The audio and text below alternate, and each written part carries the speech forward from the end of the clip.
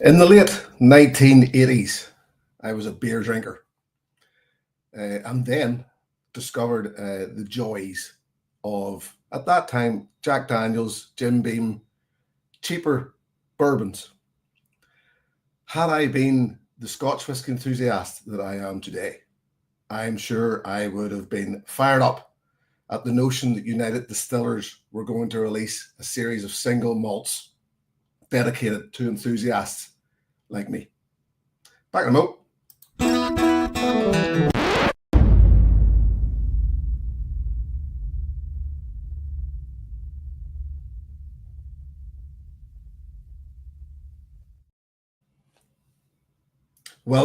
Welcome. Anybody who's keen-eyed will spot that this is not Roy Aquavitae Duff. No, I am standing in tonight, me, the whiskey novice. For anybody joining who doesn't know me, I am Jim, the whiskey novice. I would suggest that most of you in the chat probably know me already. But we'll, if you don't, we'll explain that further as we go along. Tonight's live stream is a bit weird, to be honest with you, in that it's always a struggle. Always, I would suggest, to think of something to talk about. So I'm going to go right back before I get into the chat and see who's about, because I can sort of see the chat twinkling away out of the corner of my eye, and I know that you're all in there. So I hope you can see and hear me well enough. I wouldn't suggest struggled to come up with an idea for a live stream. All I will say is that I haven't done a live stream for quite a while. I thought it was January of last year, 2024 was the last time I'd done one. And then I remembered whenever I was setting this up, I came across intros and stuff like that there, that it was around this time last year when my channel had reached 5 years old. So that was the last time I'd done a live stream. Am I nervous? As the greatest actors always say, well, if you're not nervous, then you're not going to perform at your best, I would suggest. So it is always a bit nervy coming back to doing live streams or doing something that you haven't done in a while. I was being, should I use the word, poked by a friend as to when I was going to do another live stream again. And weirdly, around at almost exactly the same time, Roy, our friend Roy Duff, Aquavitae, reached out to me to see if I would come on to his live stream. I haven't done one with him for quite a while. So that was 2 weeks ago. And it was great. It was great to get back on there, especially with Roddy and Jeff, two guys I know quite well. So, it was great to be in there with company that I knew. And in that same edition, in that same chat was, I'm what Roy was saying, that he was going to be off on his summer break and he needed somebody to fill in. So Jeff put his hand up, I put my hand up, and others. Now, I've written this down because I would never remember this. So next week, that's July the 31st, Arthur Motley and Dave Broom have stepped in, the Liquid Antiquarian, the YouTube channel, and they're looking at distillery disasters. There's already, I noticed whenever Roy posted this to his patrons earlier on, there's already quite a fever around that one. So good on to them boys for doing it, for stepping up. Two very, very intelligent people on a great sort of channel talking about something that we're all very, very interested in. So look, that was perfect. The following week then, we're off to New Zealand with First Fill Whiskey. Now, this is the plan at the moment. This is the plan as it stands. I think there's currently, no, I was going to say currently then, there's a gap. It's actually the week after that. I'm back. So I'll still be doing a couple of them. But that one next week should be a good one. I'm going to scroll right down through the chat just a moment here to make sure that everything is kosher. People are saying good evening. So that would suggest that everybody can see and hear me, which is always good. There. So look, that's the update. If I remember later on, I'll throw that in again, because Roy's excluding myself. I'm not going to be big enough headed to do that, but a great lineup he's got there, great people standing in there. So The reason then what I'm talking about tonight is Flora and Fauna, the Flora and Fauna series of whiskies. Why? Well, this is something that's funny because every now and again, these little opportunities, we all know this, that opportunity knocks, and every now and again, these little opportunities sort of ping. They all, the ducks align, the stars align, whatever way you want to put it, and things just work themselves out. And that's pretty much what happened here, because it was a review that I did relatively recently of a Flora and Fauna whiskey that I remember. So I've reviewed half a dozen of them, and we'll dip into that in a moment. But it was the fact that in my head they were very, very similar.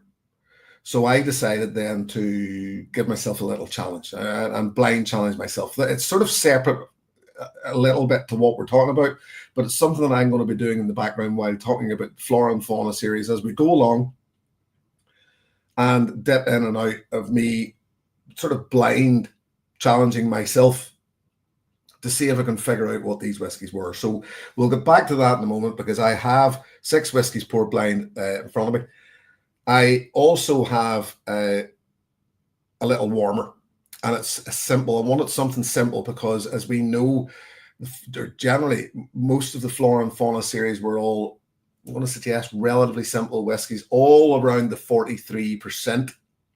So I didn't want anything that was going to blow my palate out straight away. So this is a simple, this is Glenmorangie 12-year-old, something simple. It was actually Frank in the chat, I noticed earlier on, was drinking a Claxton Glenmorangie, and I seen it in the cabinet and thought, something simple, Glenmorangie, there you go.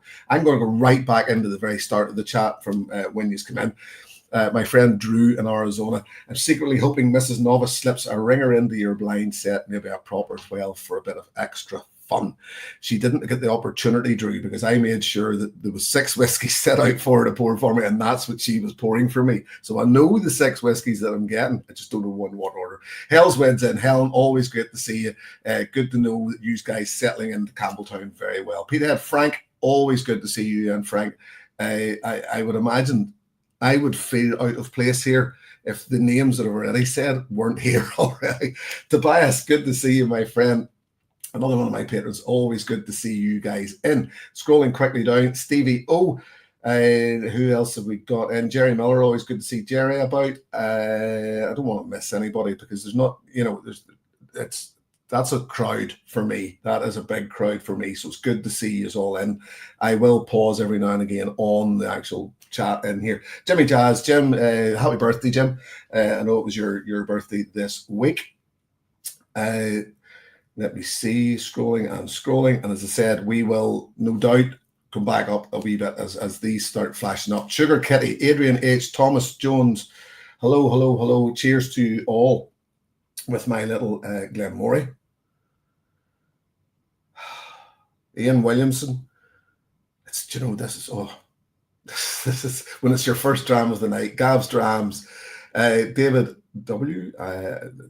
There's going to be a lot of these names. Helen Williamson, there's going to be a lot of names in here who are new to my channel, who are new to me. They're not necessarily names that are new to me. And I do know who you are. Stephen Thompson, my good friend Stephen there. I do know who you are, but just you're new to me, put it like that, maybe new to my channel. Jimmy Legs, and now the gang's all here. Derek McGrainer, Molasses Mike. So Jeff Whiskey, good evening, my friend. Scott Allen, I'm sure at some point somebody's actually probably said something to me, so I'm going to have to slow down because I haven't actually set this up in such a way. I know Roy usually has it, his YouTube channel playing at the other side. I've said it many times before, caught here, that everything's sort of, my camera has to be there, my screen has to be there. So I'm sort of, there's a lot of this goes on, which is a bit of a distraction for me, and it doesn't look terribly well to you, I'm sure. But hey, here we go. Julian Rickman, a new name to me, but obviously not. But good evening. Listen, this is my first wee dram of a live back with you in a long time. It's good to be here. Sláinte to you all. Simple whiskey. Simple whiskey doesn't have to be a bad whiskey. It can just be a simple whiskey. The big port Scott Allen is in. Did I see Frank talking to Neil? So there must be, Neil must be in there somewhere, and I've just missed him. Black Fen, it's good to see Papa Q. Like, it really is good to see so many of you in here. It makes me feel more comfortable. It genuinely does. People, thank you very much. You know, it's sorry, the one from Kills. This is a new name to me. I'm really looking forward to the night session. What's that funky looking telly on the wall? That is not a funky telly. That is actually an old Yamaha Pacifica, and it's sort of on the telly shape, I suppose, but it's a bit of a sort of flex on the telly shape.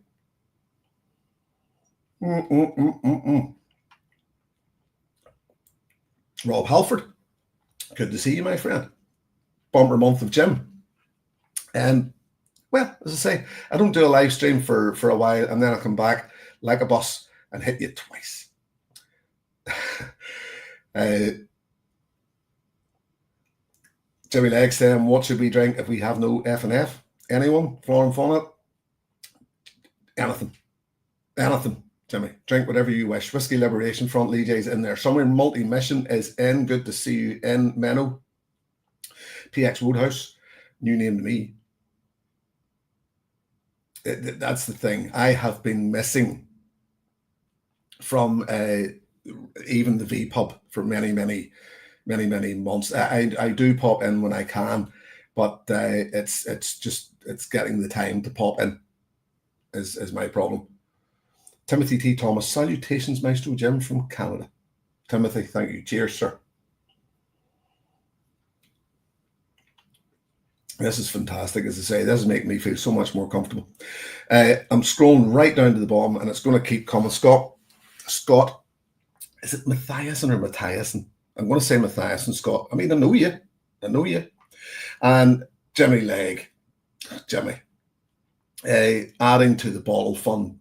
Thank you, sir. Okay, I have a 30-year-old boutique blended grain, 45.8%. Cheers to you, you handsome. Well, thank you, Jimmy. Cheers to you. A blended grain, there ain't too many of them out there. So that's, you know, it's funny because it's something that does pop up every now and again, the old blended grains, but there ain't that many of them in the market. Before moving on, the other thing I want to say to you is thank you. Thank you, but I'm going to thank you again. From my channel, from the Whiskey Novice, to you, to anybody who's been watching my recent videos, my recent reviews. And the reason I'm adding this in is because I'm having the time of my life in whiskey again. What I'm doing at the moment is I'm reviewing whiskies that I've never touched upon before, distilleries that I've never touched upon before. So yeah, it's okay to say whiskies I've never touched upon. There's millions of them, but distilleries that I've never touched upon before. And I'm really getting my eyes open. It's fantastic. I absolutely love it. And it's just the fact that Scotland, England, Ireland, I'd say Wales, but there's only one that I haven't really touched on there. So I'm just loving it. Absolutely loving doing this because it's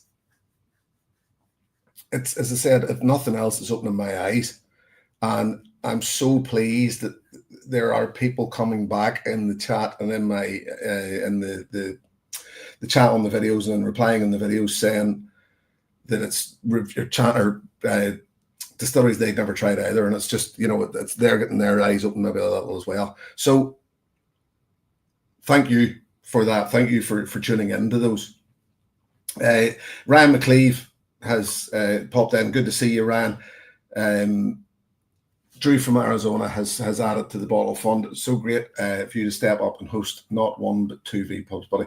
Listen, Drew, honestly, it's yet again, because I'm enjoying whiskey so much, it's sort of easy. It felt easier than ever before, I think, to step up and do this, to enjoy this, because I'm enjoying talking about it. I would suggest anybody in here who does this, reviews, does live streams or anything like that, I would suggest probably would agree with me that sometimes it can just simply become a bit of a task. Getting the balance right can be very difficult, but when you do, and especially at the moment, as I say, I've never enjoyed it so much. Frank's saying, I love your reviews, and listen, thank you, Frank. Always appreciate it. Frank's in generally every Sunday morning as a patron with the first comment on anything that I do, and it's always appreciated, always. So listen, thank you all for that, and sláinte to you. Where's Roy saying? Good evening, Whiskey Novice. Roy, good evening. Right, the Flora and Fauna series, United Distillers, 1991-ish. And I say 1991-ish because there was at least, I think, one released 1990. Most of them came afterward. And what was it? What was the Flora and Fauna series? Well, it wasn't the Flora and Fauna series when it was released. It was United Distillers. This is pre-Diageo. It was United Distillers releasing single malts to basically give people an opportunity to try whiskies from distilleries that they generally, I mean, remember, here's the way I was thinking about it earlier on.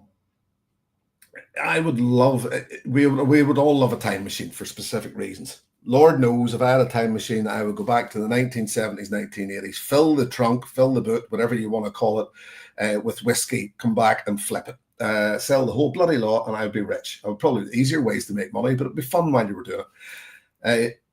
But we don't have a time machine. However, there's another reason why I've had a time machine. And it's back to what I said earlier on. If I were a whiskey enthusiast, the whiskey enthusiast that I am today, if I knew what I knew about whiskey, then what I know about whiskey now, am I an expert? No, I'm a novice, remember?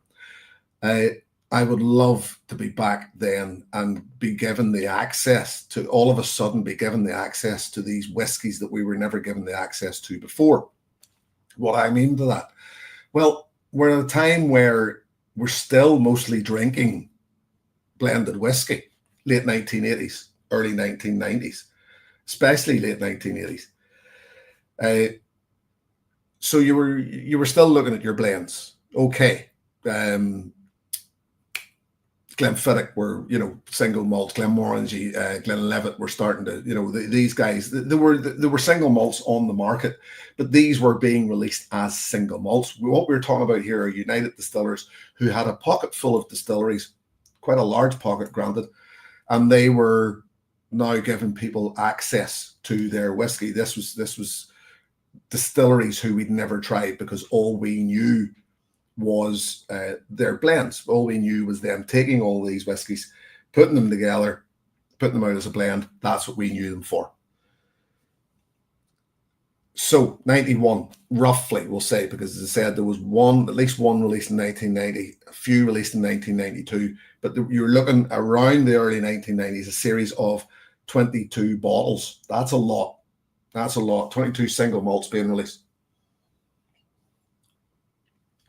At a time where United Distillers were owning, that they would have owned a different selection of distilleries then. Certainly, there were a few different ones. Roy Duff is in. The man goes on holiday and then he pops in here. That's a champion. Despite best efforts, I can't send a super chat in euros, Roy. You're quite all right. I hope the lounge tips the barman well. I'll settle when we're together. Cheers, buddy. Cheers, Roy. Listen, away and enjoy your holiday, my friend. 22, that series extended to 26. In total, there were around 46 Flora and Fauna releases. There were special releases. There were cask strength. There was 11, was it, cask strength releases? Now, 2025, there's about 11 still in production. Most of them have disappeared. And the reason most of them have disappeared is because a lot of the distilleries stopped operating. A lot of what we would have had, remembering whenever you go back to certain dates in the 1990s, there was a time when Diageo owned Dewar's, so you started to see Dewar's, what we would know now as Dewar's own distillery releases, which at the time we didn't see. Bladnoch, there was a Bladnoch Flora and Fauna from the time that Diageo owned Bladnoch. It was 83 to 94, something like that. So there was an awful lot of whiskies being released as part of this Flora and Fauna series, which were just incredible. Now, I keep talking about the Flora and Fauna. As I said, when they were released originally around the early 1990s, this was just a series of sort of inaccessible whiskies from United Distillers. It was the late beer and whiskey writer, Michael Jackson, who coined the phrase Flora and Fauna based on, because they always had these, the label, they always had the fancy label. I have the bottles sitting here. They all had that little, something going on the label. So that sort of segues me in. We'll continue to talk about the history of Flora and Fauna as we go along, but I want to try and get into the whiskies themselves as well. So here's the 6 whiskies that I have at me tonight. Now, I know there's been people asking, did I have, let's actually just put that up full screen for a moment. There's going to be whiskies being named here. The reason why it's this 6 whiskies, and very specifically this 6 whiskies, is because this is the 6 Flora and Fauna whiskies that I've reviewed up to this date. So I didn't want to be putting myself into blind challenges with other Flora and Fauna series whiskies that I haven't yet reviewed. And this is my tasting notes. Not only is this the 6 that I have reviewed, these are the 6 which I have tasting notes for. So, in no specific order then, my wife has, she has poured these blind for me. There's technically, I would suggest, a standout in there already. I'm gonna put it out there, and it's the Blair Athol. Out of the 6 of these, the Blair Athol's the one that's sherry finished, matured. I can't remember whether it was sherry finished or sherry matured. It was certainly there's sherry in there somewhere in its life. So it's going to be the standout. As a matter of fact, I already, even the color, and I think it's that one. So these are blind, and the reason why I think it's that one was whenever I set these whiskies down, I sort of did what we all do. Quick sniff across just to see if there's anything stands out. And the pink one was the one that I noticed was quite dark. So I just thought, well, that's probably the one. I know in this image that I'm showing you here, the Glen Spey looks quite dark. It's just the image. It's not that dark. That bottle has been lying down on its back whenever the picture was taken, and it wasn't me that took this picture. These are freshly stolen from Tinternet. So that's the 6 that I'm looking at, and I'm basing my blind on my own tasting notes. And the joy in this for me, or the reason I did this, was because in my head, and I could be completely wrong, but in my head, they were all very, very, very similar. And it raised the question, to a certain extent, why then Diageo, as they are now, have so many distilleries of the same sort of ilk. Roy sends his thanks for stepping into the Vpub space. He and all of us really appreciate it. Jimmy, I don't know whether that's, I mean, thank you, sir. The bottle fund gets added to once again, because remembering, I will just add this in here, everything that I make, a bit like Roy, a bit like I would suggest all of us, everything that comes in financially to the whiskey novice goes back into the whiskey novice. This cabinet doesn't fill itself, and it's good. And yet again, it's one of the things. It's something that I've really enjoyed doing, reviewing what I'm reviewing at the moment, because I've been having to seek out distilleries that I haven't tried yet. So and two of the bottles here, the Inchgower and the Glen Spey, there's a reason why these 6 bottles are on the order you see them on the screen. It's because that's the order I reviewed them in. Now, I'm going back to 2021 with the Thrusk.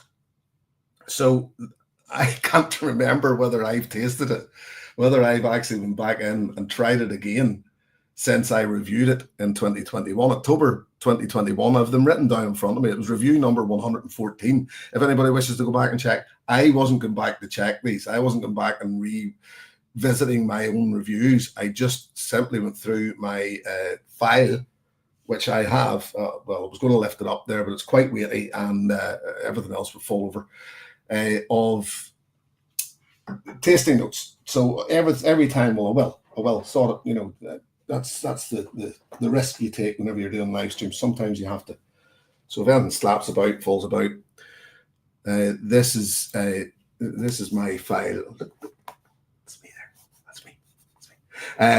Of tasting notes since review number 16. I started keeping this file. So that's where the tasting notes that I was showing you came from. So I've been keeping those tasting notes. I've always been sort of dipping into them. As I said, this is where these tasting notes come from. I thought that in my head, because the whiskies were so similar in my head, that my tasting notes would therefore be quite similar. Also, you can, well, I was probably as surprised as anybody then whenever I went back to start and type this up, that there were fewer than I thought, which actually married up. So either I was making stuff up, which can happen, or they are quite different. So what I'm going to be doing is using, as I said, my own tasting notes to try and figure out, if I can, through these whiskies, what I am tasting, and just, it's literally for my own joy. This it was good. Highland Hamish, I seen popping in. He's in Doodle the Dram. Good to see you. There are lots and lots of names in here who are new to me, as in new to my channel. Certainly new to my live streams, because this will be the first one I've done in a long time. But it's great to see you, and thank you for doing it. Jimmy Legs says, "Whiskey Novice, I'm sure this is going to go well." I could probably guarantee you, Jimmy, that this is probably not. I have a little sheet of paper here with dots on it. That's literally what I'm going to, so, you know, each one of them, there's a dot on each glass. It's the usual blind format. We know it. And this is what Mrs. Novice, this little envelope here, sealed, is where the answers are. And I want it, yet again, I'm doing this little lighter whiskey to warm up my palate. I do seem to detect a recurring theme in your notes there, Jim. Flora and Fauna could be dubbed S and S.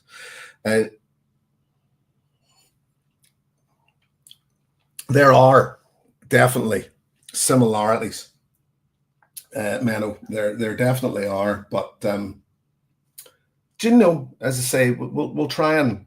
So here we go. This is the red one. Not that it should matter at the moment, but we'll get that back to that.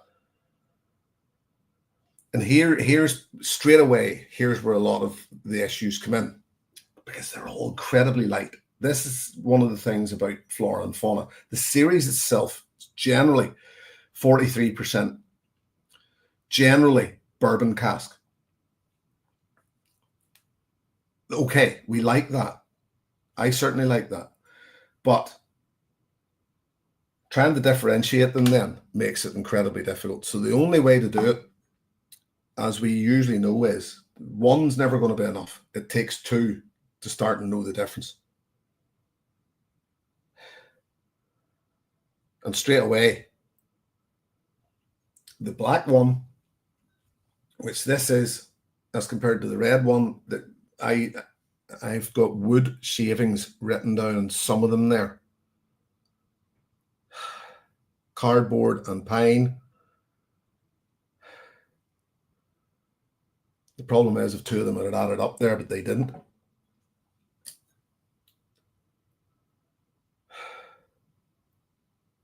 As per usual, this may end up going to the palette. So I'm now going with the black one against the blue one, which instantly, here's my first thought.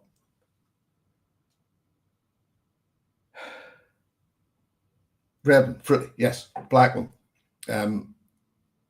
Pencil shavings. I've seen it there against a Thrusk, and I know I had it against one of the other ones.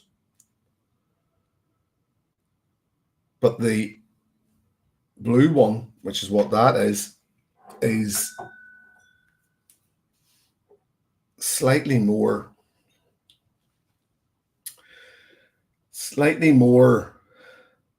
off fruit. And it's taken them all to that little bit of agitation.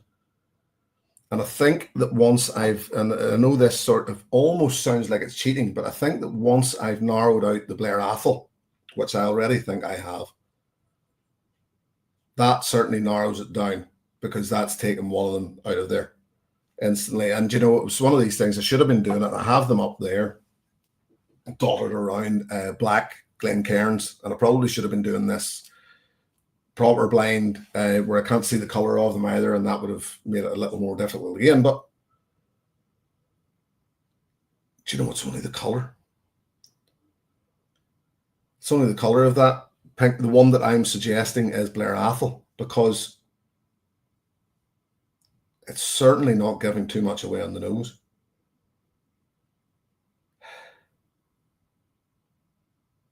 So the Flora and Fauna series, as I mentioned, it was the name was coined by Michael Jackson, not the singer, back in the early 90s, based on the pictures on the bottles, and it was Guinness and what do you call Guinness and Grand Metropolitan, when they came together and became Diageo. And Diageo, remember, as I mentioned earlier on, owners of the Dewar's whiskey distilleries at a time, owners of Bladnoch, owners of others. So there were whiskies popping up as part of the Flora and Fauna series that are long since gone. You'll pick them up on auction sites, but they are looking for eye-watering prices now. It's great to see. I was looking and sort of doing a little bit of background on this, because I had to do a little. It was amazing to see the distilleries that we recognize that I did not realize were part of the Flora and Fauna series. We think of a modern Diageo, even to think, I mean, they were in there, the Clynelicious, the Kalilas, etc. They were in there. I think also as part of the release of the classic malts from Diageo, that series, yes, they were malts that were openly accessible to people. They weren't malts that were basically designed for blending. But it just made it that little bit something else malt orientated for Diageo to focus on. I don't know whether that maybe started to strip away from the Flora and Fauna series, if any. But the other thing to remember is that most of this is pre indie bottlers as we knew them today. Technically, well, the way I'm going to put it anyway, it's not necessarily right, but the way I'm going to put it is that Diageo were their own independent bottlers. They were releasing sort of technically independent bottlings of their own single malts. Johnnie Walker, nowadays, every one of these has its, and I mean, if I went back through my tasting notes, I actually meant to write this down and forgot. Blair Athol, we know most of Blair Athol is going to the Bell's blend. Glen Spey, I reviewed this week. I should remember this. Did it go to J? And most of it's going to J&B, no, or Bell's once again. So you're really looking at Johnnie Walker, Bell's, and J&B Rare as the sort of three that most of these whiskies are being produced for. to a certain extent, it's shocking. It really is, that when you try these whiskies and realize that they're being blended in with grains and multiple other whiskey distilleries, what we're losing. And that's pretty much the way I look at it. It's what we've to a certain extent lost out on by what they're doing. This is their whiskey. It's theirs to do with what they want, obviously. But it's just, over the years, I've found that it's quite sad to know that these fine whiskies, and I mean, there's a couple in there that I would suggest through independent bottling we've fallen in love with. Tininic and Linkwood, in particular, are, we all started to talk about these distilleries in the background, and the independently bottled versions of them just started to filter more and more into our everyday whiskey purchasing.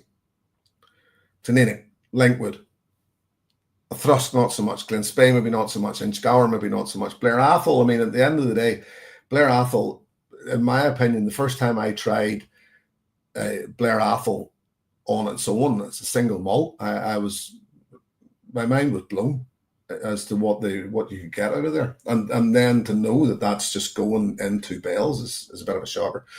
Roy is enjoying his holiday right here. Hello everyone, and I listen in from my hammock. Good on you, Roy. Keep swinging away. Jimmy Legg saying that blended grain is a candy can in a glass. Let's see. I haven't been through the chat in a moment, and then I'm going to go back into the palette of these and see what I can see. Ryan McCleave saying that Inchgower is lovely. He's obviously had it before. Rob Halford, he'll take the Linkwood. There you go. I mean, as I say, these are distilleries that we've started tasting via independent bottlers. And it's not something to say we haven't been denied them. I've already said it. The series has been around for a long time. Probably, maybe, just the fact that it's the series is A, Diageo, B, bottled at 43%, most of them. I'm convinced it tends to put them off a little. Big Poor Neil saying, all right, up my street bourbon barrel. It's what we like. It's what we're asking the independent bottlers for, isn't it? We ask, we're a needy bunch, us whiskey enthusiasts. Not only do we want ex-bourbon, we want to be able to taste the influence from we want the distillery influence. Now we're saying ex-bourbon, hogshead, second fill, hogshead, tired barrels, so as we can taste the influence of the distillery. It's, there's a lot of them out there, these independent bottlers. Jimmy Legg says, we're okay with you seeing the colour, only a slight advantage. And I actually did see some that Drew said, but yeah, agreeing with Jimmy Legg, but the bottle off camera behind the glass is a bit much. As I say, I do have the bottles here, but you'll not see me looking over my shoulder too much. Adrian H, are the older F&F, the older Flora Fauna bottles worth picking up at an auction, or are they crazy prices now? I haven't actually really looked at them enough in auctions. You still will find them online, but the likes of the Whiskey Exchange, you'll see them on there, but you're way up in the hundreds for the older bottlings. I don't know whether it's worth, I really don't. Jimmy Legg saying you wouldn't get much out of him for a Flora and Fauna Aberfeldy. Probably not. It would be interesting. I did see somebody asking a while ago. I think it was Jimmy Legg once again asking Roy, had he tried the Bladnoch, and it would be an interesting one, I think, because we have this modern, a bit like Clynelish, we have this modern image in our head of what Bladnoch is like. The lactic is that note, same way Clynelish, waxy. Roy come back to say negative Clynelish, more like Kalila, Rosebank, and a few other, Rosebank long gone, of course, a few others by sample. I'd love to have them, but it would be a history point of view, as I feel sipping can't match the price. Agreed. Shocking price, some of them going for it. It would have been, but yet again, it would be great some of them would be the opportunity to try these old whiskies, just to see, you know, it's a snapshot of history, is the way I look at it. Right, Jim, stop waffling on. Let's get on to the palate and try. So this is the red one, of which I have no idea what it is. Nosing it, it is light, fruity. It is honeysuckle, Speyside. It's Speyside. So, well, honeysuckle. Okay, so what have I got on there? I've got Glen Spey. So I'm gonna pencil in Glen Spey for that red one, just on the nose, because it's the one that I would suggest probably most honeyed. However, there is a little hint of acetone and bubblegum. And the thing to remember is that Linkwood has become that one that we know for being sweet, floral, etc., etc. I would certainly suggest it is. So I'm going to put a couple of suggestions in there on the nose of Glen Spey or Linkwood for the red one. This is me whizzing through this one quickly. That black one's definitely funkier. There's something weird in it, something different, which I like in that it's standing out as being different.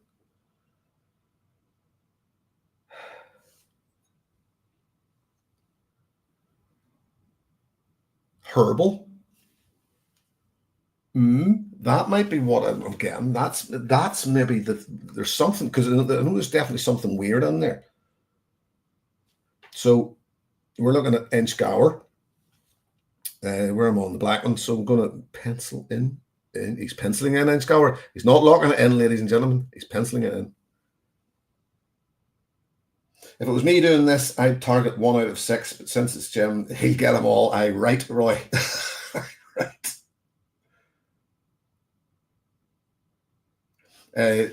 Jimmy Legg saying clove on the palate sounds like it would be a big pointer to Glen Spey. Haven't hit the palate yet, Jimmy, but yes, I would agree. Clove does tend to be a standout. I've got one there that I'm sort of, I would like to try and have at least 2 suggestions for each one of them here before I get into the palate. And I have actually. I'm going to go, I think black. I'm heading toward either Inchgour or Taninic, because there's something weird, funky, herbal, yes, cardboard, perhaps. Blue is very muted. Very muted.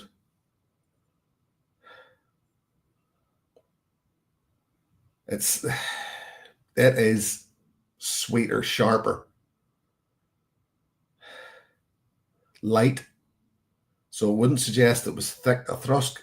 Remember, I haven't written down. I didn't write this is sort of literally a snapshot of my tasting notes. What you're seeing here. You can bet your boots that I was blethering on more than this here, and there was lots of little, I think it's doing this, and I think it's doing that. But it would have been, there would have been more to it than that. Whiskey with Molly's in, sitting in a hotel in Stoke. Forgot all about this. Not to worry, Ben, not to worry, mate. I know you've had your troubles this week, so I hope all's well. Yet again, this blue one is brightening up. It definitely is brightening up. The more I spend in it. Now, the thing about it is, it's brightening up to a point where now I'm suggesting, yes, perfume. I'm seeing red apple. I'm seeing marshmallow. Taninic once again, which I thought was the black one, but some of them obviously in this here are going to cross over.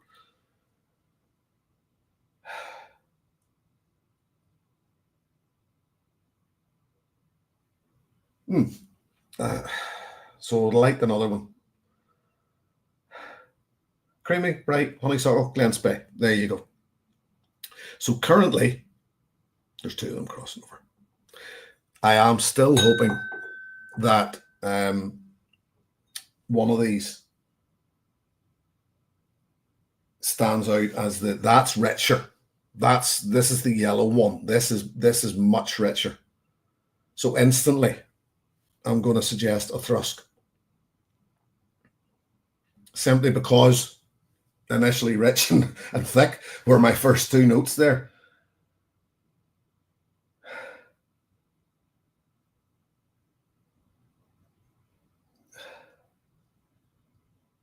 Mm. You know, good, easy going whiskies. Who was chatting with me earlier in the week? Somebody. It was one of my patrons. It'll come to me. And as they had been in a bar in northeast Scotland summer, and this for me, I mean, this sounds almost like heaven to me to a certain extent. Well, a bar in northeast Scotland, probably a hotel bar actually, because usually we see things like this.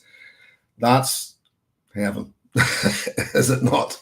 Alone, but it was.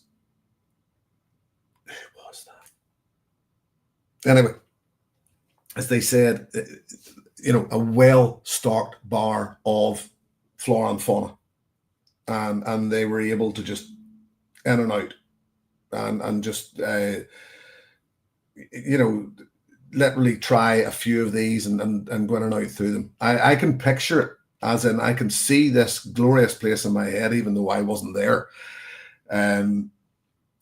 Tartan. There's got to be either tartan wallpaper or certainly tartan carpet, leather sofas, old bar, flora and fauna on that bar. That's almost a dream to me. Where am I at? The yellow, a thrusk, yes, thick. I also said creamy honey. I have a couple of there that I'm aiming at Glen Spey already. Is there any that I haven't actually pulled into this yet?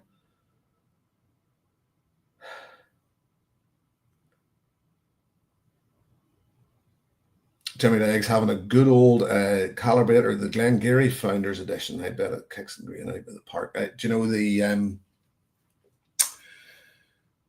Glengarry 12-year-old? I still think punches way above its weight. This is good. I like this. This one here is the best nose so far. I'm trying to think. Do you know, I'm gonna sort of go in there from left field as well, because I'm saying that possibly linkwood or possibly a thrusk. Here he says, still hoping that the pink one is. This is the green one. So I haven't actually got the pink one yet. Soft.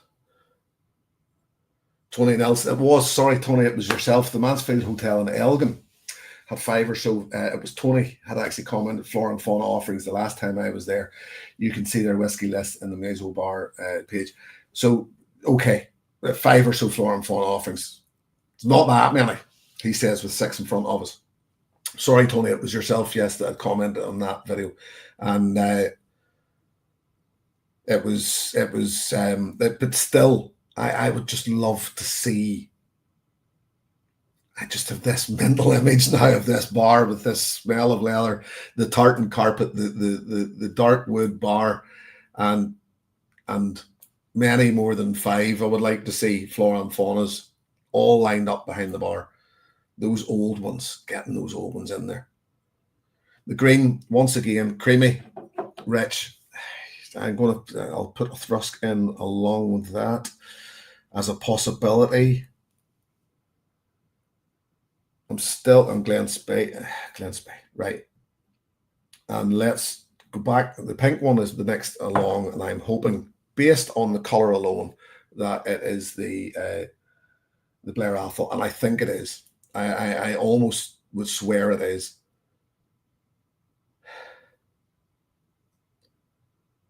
Roy is saying the Highlander and Speyside have a presentation case of all 26 flora and faunas. I'm plotting a heist.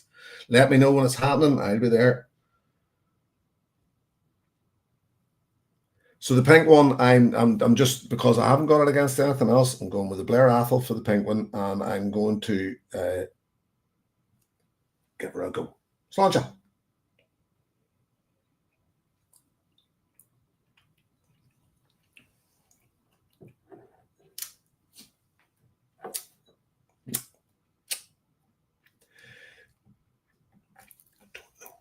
I don't know. It's a bit flat.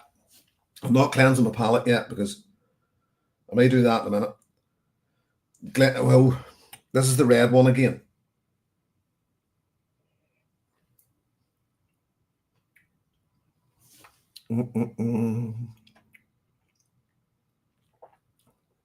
Am I thinking light, complex, sweet and sour? Feels like this coats well, and it does. Citrus and white chocolate, long finish, sharp, tangy, chili heat, like Linkwood. I currently am. That's very much weirdly. And the problem is here that we're convincing ourselves. This is, you know, the problem with blind tasting, isn't it? That once you get something into your head, once you get that, you know, it's almost nailed down sometimes, and then we start to second guess it.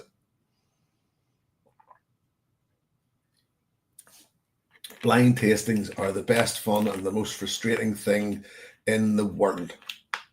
I love them and hate them at the same time. So Linkwood is my suggestion for the red. Currently, that's not locked in. I'll just throw a little reminder out there that there will be a quiz at the end of the evening. I have penned the quiz. It's not of Menno's ilk, so I would hang around for the quiz. If ever you wanted to score well on a quiz, tonight could be the night. He says, given that he wrote it himself, you never know. I don't know. As a matter of fact, I'm looking at it and going, please, somebody struggle. Because it does, it seems quite easy. But it's all, as I said, these things are only easy whenever you write them. So the black I had suggested maybe along the lines of Inchgower or Taninic, because let me see, Inchgower herbal. It was the herbal note. Wild mint. This was one I coined when I was doing the tasting notes, or whenever I was recording the review, that I said about wild mint as opposed to domesticated mint. So leave your thoughts in the in the column as to what you think domesticated mint is. But it's what I basically meant was not wild mint, basically the mint that we would tend to use in our kitchens. Wild mint for me is something that I grew up close to the country, not directly in the countryside, but close, and we used to just disappear down the river, like Huck Finn. You would make a raft and off you would disappear. But it would be these smells in the background: wild garlic, wild mint, herbaceous smells. Just it was literally wild. That was pretty much what you were smelling, and wild mint was one that always stood out.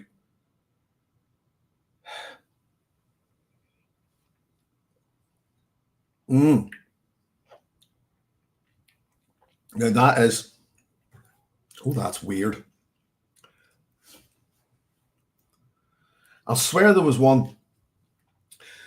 Not that I know. How would I ever know what marijuana smells or tastes like? Well, actually, I bloody do, because it's past the shop that I work in all the time. It would appear it's everywhere nowadays. And this tastes a bit like what marijuana smells like. That's weird. I've never had one. Well, to say I've never had one do that before, I have had one do that, but it wasn't one of these.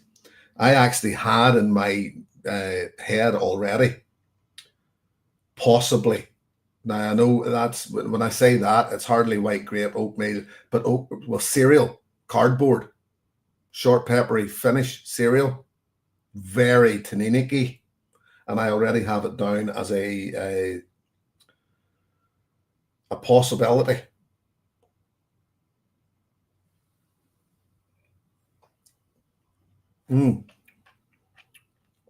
Well, I'm going to put it in there. So here's the next pointer. So far, are they as similar as I thought? No. Uh, Multi-mission, the Doobie Brothers, ladies and gentlemen, Tony Nelson. There we had Mary Joanna again. I never wanted to mention it. It's not the first time that I've actually reviewed something, and as I say, that smell. Once you smell that smell, you can't forget it. It's horrible in that, as I said, everybody in the bloody world now seems to be smoking it again. And these people walk past the shop in which I work, and it makes its way in through the door. The door's always open, and that's all you can smell. Then it's there for ages. Big Pour, that cannabis smell would also smell a bit piney. I don't know what the hell you're smoking, Neil, but I mean, let's see. What did I had one with pine? I know for a fact I had.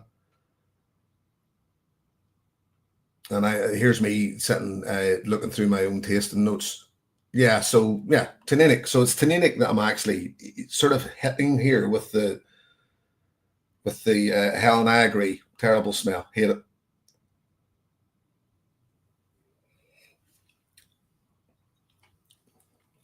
Tannic, not quite locked in, but so do they taste the same? Weirdly, no. But this is what I like about. This is what I'm sort of liking about it. It's getting the opportunity once again to try them in the first place, to try them side by side. So far they're a weird, totally different thing. This could be the tester then. So this is the blue, and in my initial pass on the nose, I had already sort of written down for it tannic or Glen Spey as possibilities. Of course, it could be any of the other ones. What did I have? Tannic or Glen Spey? So you were looking at the nose and apple, Glen Spey, creamy honeysuckle, light orange. So the palate may out this one.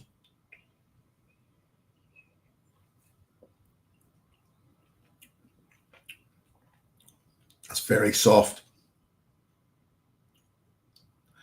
Certainly not getting any clove, which I suggested in the Glen Spey.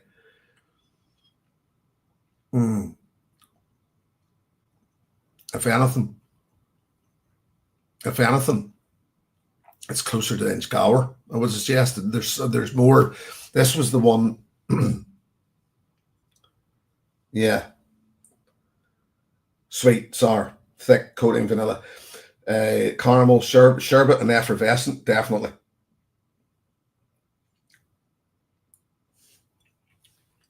So I'm not logging in, remember? I'm going to go with actually Inchgower, because that's just a little lead in currently, a little lead into my next live, the 14th of August. And without giving too much away, we're talking taste. You'll hear me say, you'll see it on every one of these. Sweet sour delivery, sharp, sweet sour, sweet and sour, bitter sweet, soft bitter sweet, sweet and sour, salty, slightly. We're going to be taking some of that into account and what the hell I'm gibbering on about whenever I'm talking about that stuff. So the yellow one, which I had suggested, possibly a Thrusk, possibly Linkwood. I so far don't have anything down for it. I haven't nailed anything to a Thrusk yet. So it could be one or t'other. Now, remembering that the Thrusk I reviewed in October 2021, I've got these written down, these dates, because I knew I would forget them. And the Linkwood was January 2023, the last time I reviewed these. Did I dip back into these since? Probably not the Linkwood, because I had been buying independent bottlings of Linkwood. So if I was drinking Linkwood, I would have been reaching more for them, given that they would have been higher strength.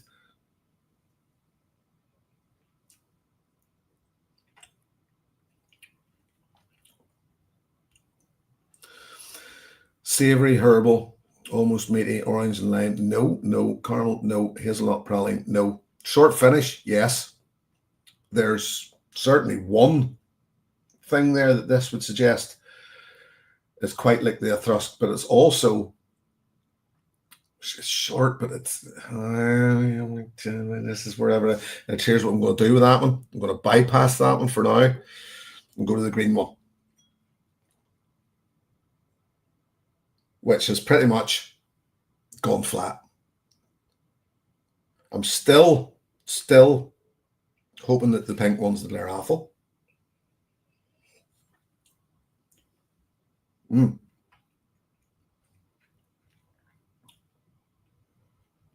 Now then, that's salty. There's a slightly salty arrival there. So light, sweet, sour, salty. Honey, yes. Peach, maybe not so much. Almond, clove. Now, I would suggest. Whiskey Liberation Front, EJ. Good to see you, mate. You take care and have a good night.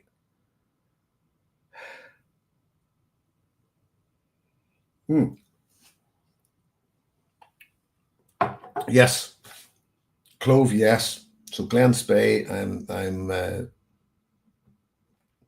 not logging in, but so that only leaves me, if I think that the pink is definitely, which I don't, but if I think that the pink is a Blair Athol, that would mean that the yellow was a Thrusk. It's all starting to work out and probably all go to hell. I'll have a wee drink of water. And then I'll go back into the chat. This won't run as long as Roy's usually run, let me tell you. Excuse me. It's I don't tend to do long sittings when it comes to these sorts of things. Especially, it's not a subject that we're flitting through necessarily. If I hang about in the blind tasting too long, I will second guess myself over and over and over again. Occam's razor generally seems to be. I've started in later days, my later life, where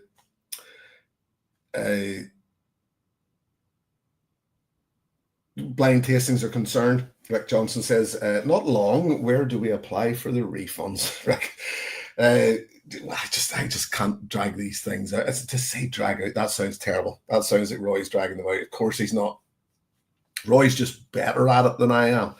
One of the reasons I didn't carry on doing so many live streams was, and I was only doing one a month for the most part, was that subjects don't always come easy, so it was, and I know, and you know that he's struggled to sometimes keep it fresh, has our Roy, but he just does very, very well at it. So without taking myself into a hole or offending anybody else, we'll move on from that one.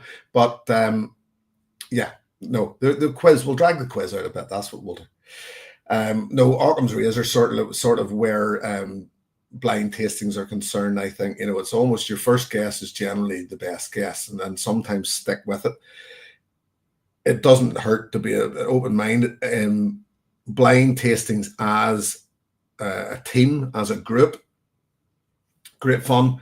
Can work with you, can work against you, and that when you start listening to other people sometimes around you, sometimes they're right, sometimes they're wrong, and they can confuse both yourself and they.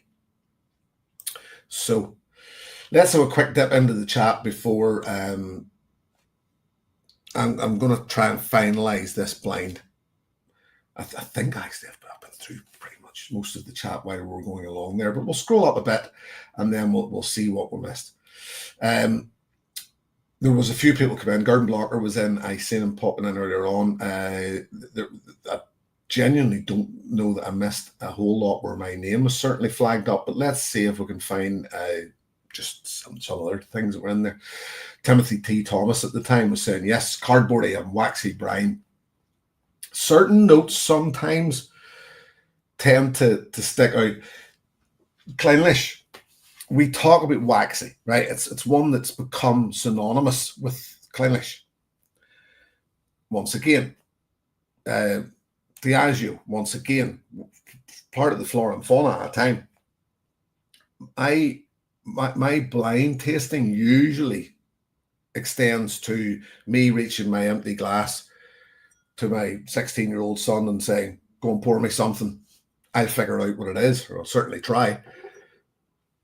You know, there's this, and then there's another room with not as much as this, but certainly others in it. And he'll come back, and it's usual blind tasting. Now, the difference is that here is slightly different because I know what the 6 bottles are. I'm just trying to discern which is which out of those 6. It's when out of a collection, then the first thing generally, I'll certainly do anyway, where's it from? That's the first thing I'll try and ascertain. Where is this from? Is it A, is it Scotch? B, is it Irish? Usually. Every now and again, something American might slip in there. Something from somewhere else around the world could pop in there easily. And then the ABV. What strength is it? That's sort of where we're at with blind tasting. That's certainly where I'm at with blind tasting. And I enjoy it, believe me. But this, as I said, I think because they're similar, is making it a little difficult for me because probably because I do know what they are and where they're from is probably not helping. Sorry, I've distracted myself again. It's good that you're all talking amongst yourselves because, as usual, I'm just blattering on about something. I've completely lost track of where I was in the chat.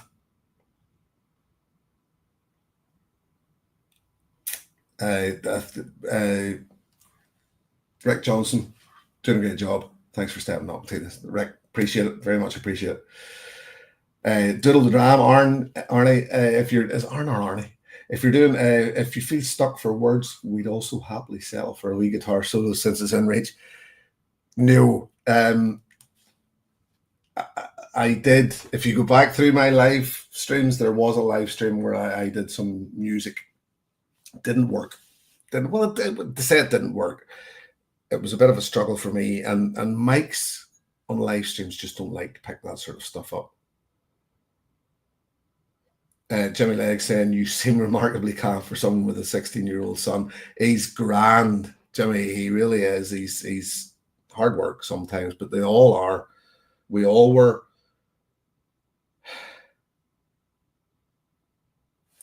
That pink one, right? I'm going to say it's Blair Athol. Pink one's Blair Athol. Locked in. There. Drawn up a dot beside the ones I've locked in. The reason I'm saying it's the Blair Athol, there's something, there's more body, there's more heft in it. Yes, it's only 43%, the same as the rest. It's like Bushmills, a good example of is Bushmills 21-year-old, I think. In that Bushmills 21's one that bottled at 40%. But there's so much flavor going on. It's been so well managed in its production that it punches way above that 40%, in my opinion. Sherry cask in the Blair Athol, there's just an extra element added in there of flavor, makes it feel stronger, in my opinion. So I'm gonna suggest that definitely the pink one. Yes, the color,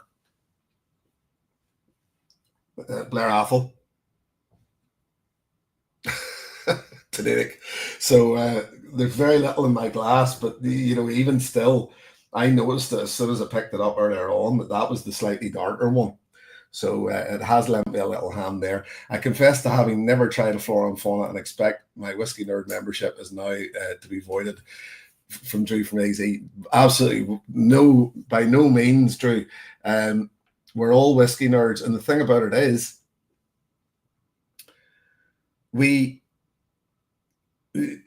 Flora Fauna is one an awful lot of people, I would suggest, bypass. It's something that it was, I can't even remember why I bought my first one. It wasn't, the first one I would have bought would have been the Thrusk. I have other bottlings tucked in behind me here for future review. The reason why I haven't reviewed them tonight is because or the reason I haven't introduced them in here today is because I haven't reviewed them yet. I haven't done tasting notes for them. I could have sat down and done tasting notes for them, but I just decided to work on the 6 that I already done for the simple fact that they seemed so similar to each other. That's the very reason I was doing this in the first place, is because how similar are they? We all were, no truer words were ever spoken, Jimmy. Yes, indeed. We were all that age at one point. Jimmy Legg, once again, Bushmills 10-year-old, couldn't be more bland. I was actually shocked by the blandness. That's not easy to do.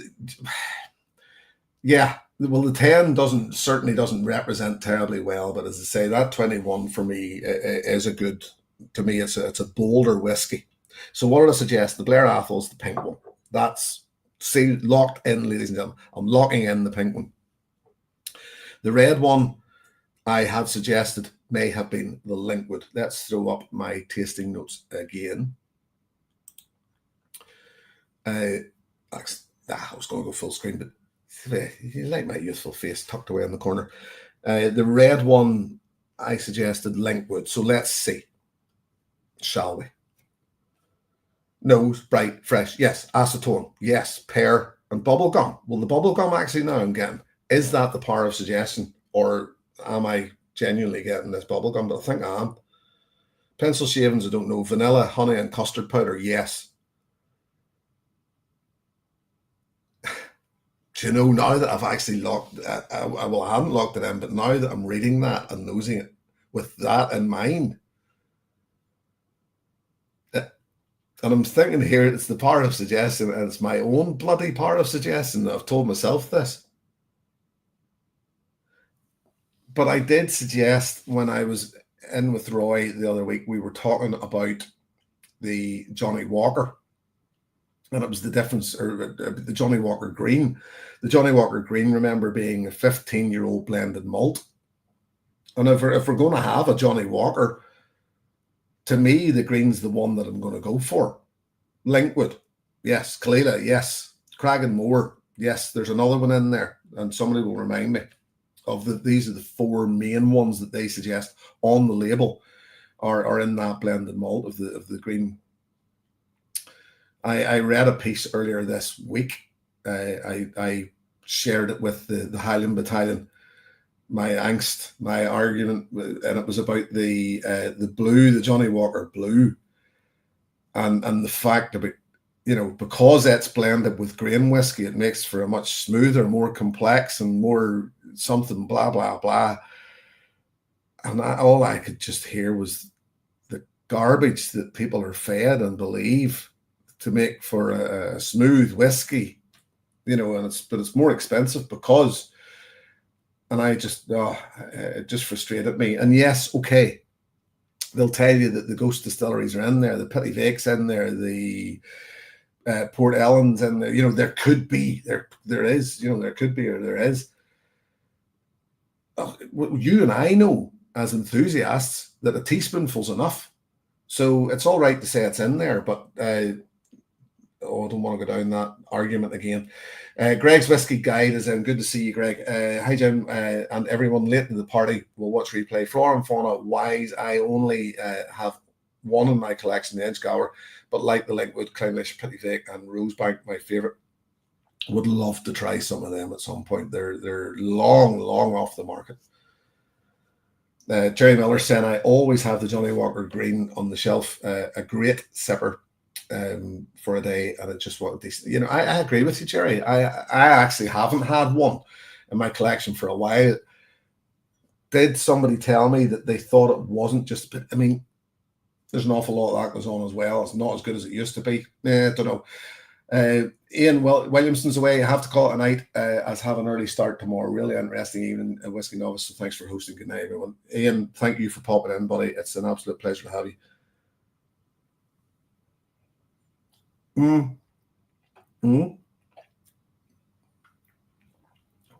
Yeah. Yes. Sharp and tangy.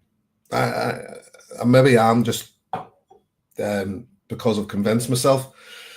But the red one I'm going to suggest is definitely Linkwood. So there'll be a way that if it were somebody better at this, they would be adding the dots, etc., as we're going along. Not me. I'll not be adding the dots. I'm missing commentary here. It's scrolled down, and I made the mistake of hovering over it without scrolling with it. Anyway, what was the next one? The black one is the next along in the row. Red, black, blue, yellow, green, pink is the order that I have them sitting in front of me, but the dots that I have written down are different. Black, I suggested, which, you see, now here's where we'll go. They are similar. Bubblegum, I would suggest I'm probably getting on both of them. I had suggested Taninic, which I wasn't getting bubblegum on. Sweet, floral, creamy, green. There I go, smelling and color again, which sometimes I do, sometimes I don't. I know we've discussed this before. Perfume, marshmallow, red apple, cardboard and pine is what I had suggested. So this was the one then I suggested tasted like marijuana.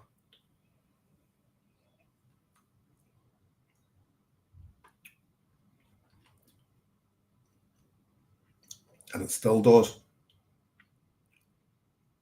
That's bizarre. I'm actually hanging between Taninic now on that one and either Inchgower or a Thrusk. So it's one that I'm not convinced yet by any means. So I'll move on from it to the blue one.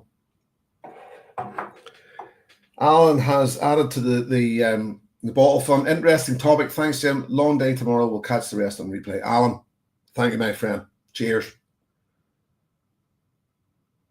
And I will cheers you with this blue one, which I thought might have been the Inchgower.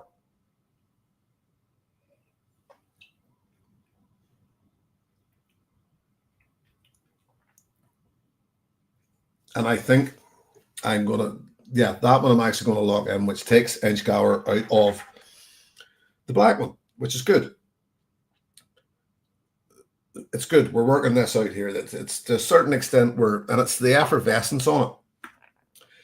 There's definitely that blue one. There's more effervescence on the back of the palate than I've found in any of the rest of them, which was something that was a standout for me in the Inchgower.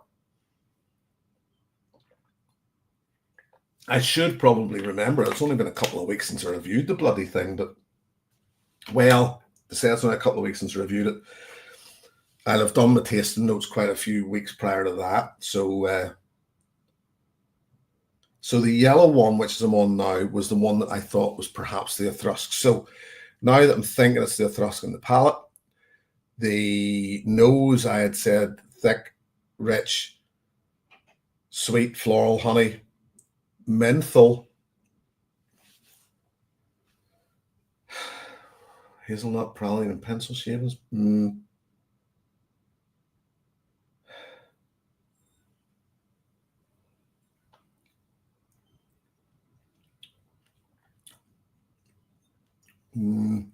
would say I'm getting hazelnut praline in the palate of it, but I'm going to put a question mark on it because I'm not convinced that it's not the Thrusk, but I'm not convinced that it is either. This is where Indie Shine, they know, sometimes not always, how to highlight distillery character, and for me did great help with my love of a Thrusk, Linkwood, and of course Clynlicious. Agreed, Greg. It's something that I reviewed the Glen Spey this week. There aren't as many, I would suggest, Glen Speys or Thrusks maybe out in the market, independently bottled. Certainly What Whiskey have a Glen Spey on the market. I would suggest there's probably an SMWS bottling out there, or obviously more than one. A Thrusk would be the same. But there's certainly Linkwood, Taninic, we tend to see more, I would suggest. Whiskey Weekend Dram, good night. Good night to you as well. Thank you for joining in. I'm going to skip on to the green one. Blair Athel's logged in. I'm locking in the blue one as Inchgower. I'm locking in the red one as Linkwood. I know Roy said that he thought I was going to get all these right and he would get one right. Well, if I get the one right, if Blair Athol's the one that I get right, and it is Blair Athol, I hope I'd be pleased.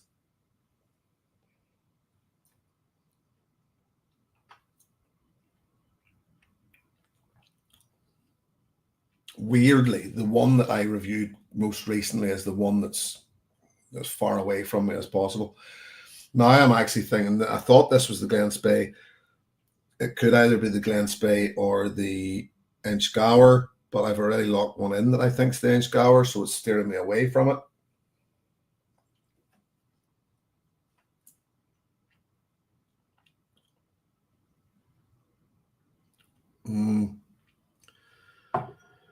That's quite effervescent as well. Yeah. There's a point coming at which I will just say that's it. That's me happy. Then what I'll do is I'll fire them all into one glass. I should have had a grain whiskey sitting on hand actually. Pop it in there as well, and I could invent the next best thing for Diageo. I always recommend it. Blind sampling, one of the best things you can do. Your palate can't lie to you. And rather than just herring through it and just firing everything in the glass down you and then saying, oh, that's it, finished, which breaks my heart. I do tastings through work on a regular basis, and people just can't wait to get that glass finished, just to drain that glass. And I'm just going, why? Enjoy it. Take your time over it. The longer you take your time over it, the more joy you'll get out of it the next time you go back through it. Go through the pass again, keep going through it. But no, people are determined. This yellow one's giving up more now. I might actually nail this down as a thrusk.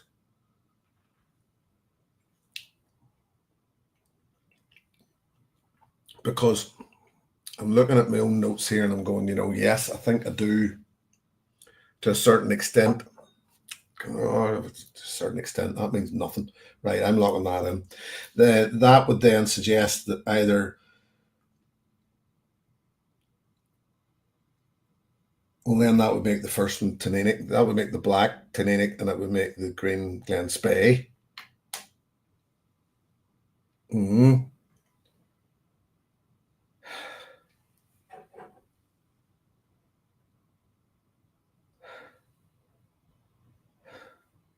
Are they so similar? Here's the question.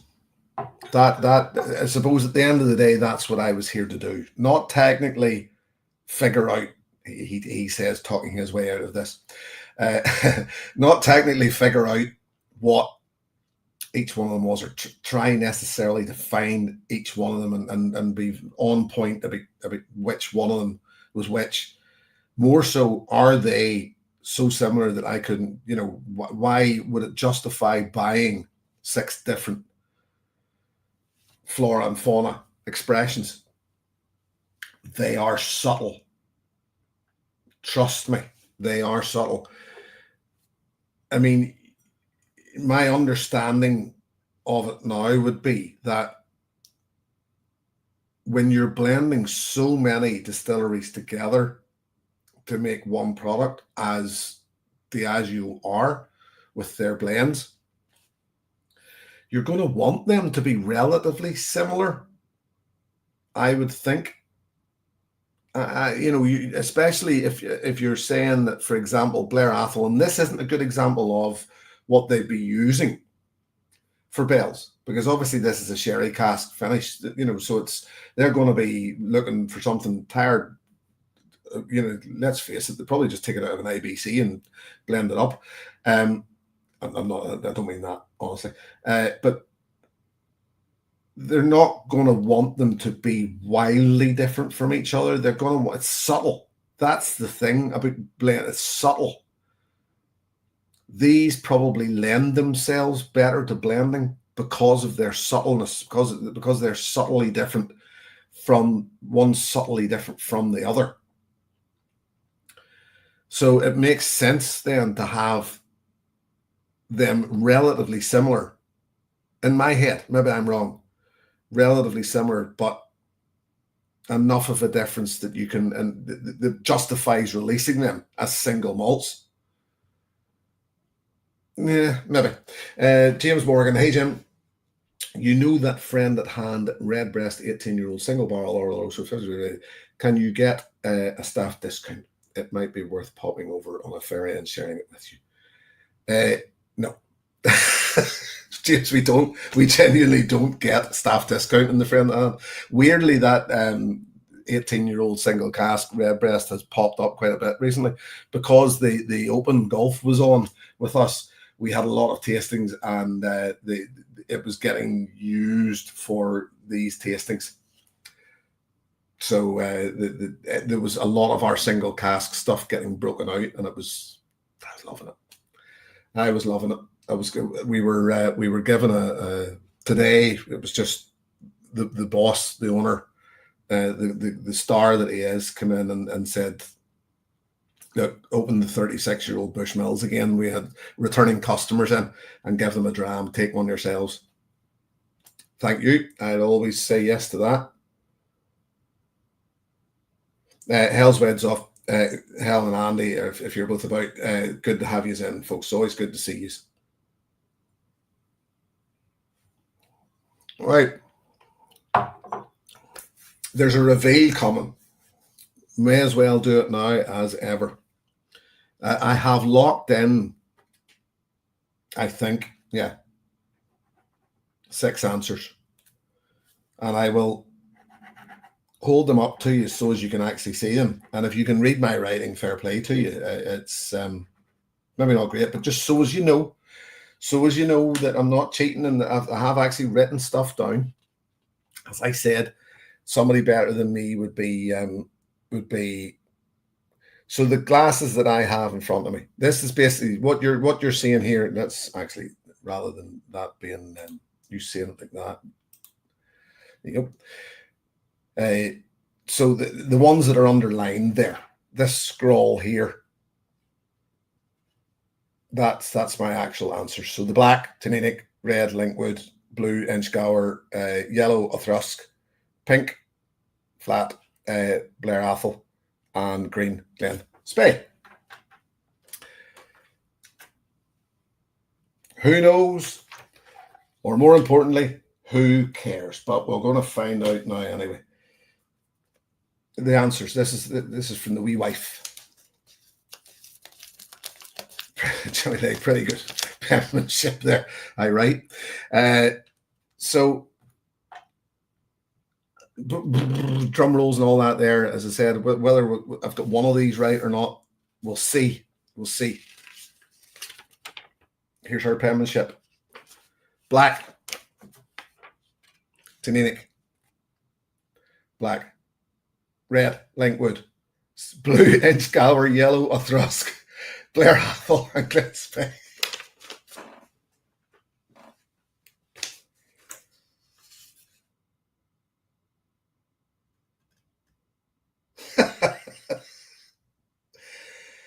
Yeah.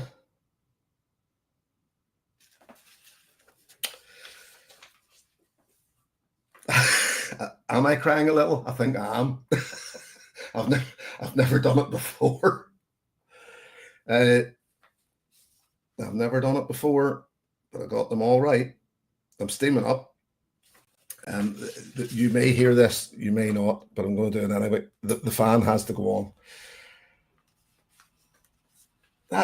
There you go. 6 out of 6. It may take me a moment to recover from that. So here's what I'm going to do, just for I'll put them all into one glass because that's what we do. That's what we did. Do you know what means the most to me out of that? I don't care whether you know or whether you don't want to know. I'm going to tell you anyway. Is the fact that Jimmy, there was no need. But listen, thank you, sir. This is my blend. Amazing, just amazing. Listen, thank you. It's cheers, Jimmy. What's blown my mind about that, and I'm not yet again, this maybe sounds a little big headed, is I used to steer my way through it with my own tasting notes, and it was little things just in my own tasting notes that was enough to pick it out. Willie Dollar, Willie, I missed you earlier on. Well done, big guy. Cheers, sir. Listen, it's always good to see you, Willie. Pleased with that, as you can perhaps tell. Rob Halford saying, that's Magic Jim, well done. My teammates again. Yes, Rob was one of my teammates last year in I'm not going to say too much because Rob did really well. Rob did do really well. Wait, was that a photocopy? Jimmy says, no, I'll tell you what it is, but it's 2 bits of the same page, Jimmy. So basically what I did was I just folded over, ripped it off, etc. That's the way, I'm keeping that, by the way. That's getting folded up, put back into the envelope, and a date will be written on it. Sometimes what does frustrate me about things like that is that I look at them and then go, hold on, everybody thinks it was probably cheating. To a certain extent it was, because as I said, the bottles are here beside me. To a certain extent that is cheating. But there's something.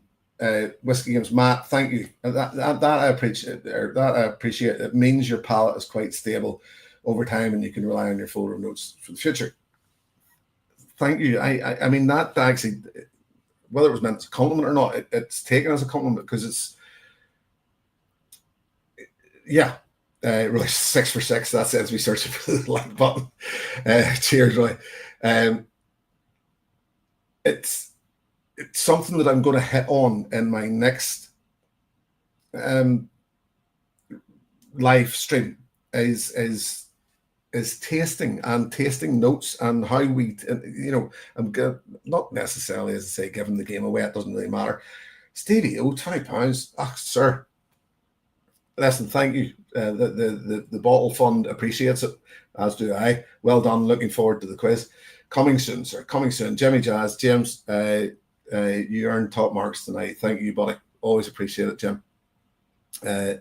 No, we were talking about Rob being in that our team and Roy's blind sample and blind tasting last year, the day after the Glasgow Whiskey Festival. This is a blend of all 6 of those, all fired into one glass, by the way. It could be incredible. It could be the next big thing. It could be the next big thing. I'm celebrating with it. And thank you to all those guys, all you people adding to the whiskey, adding to the bottle fun. It's very, very much appreciated.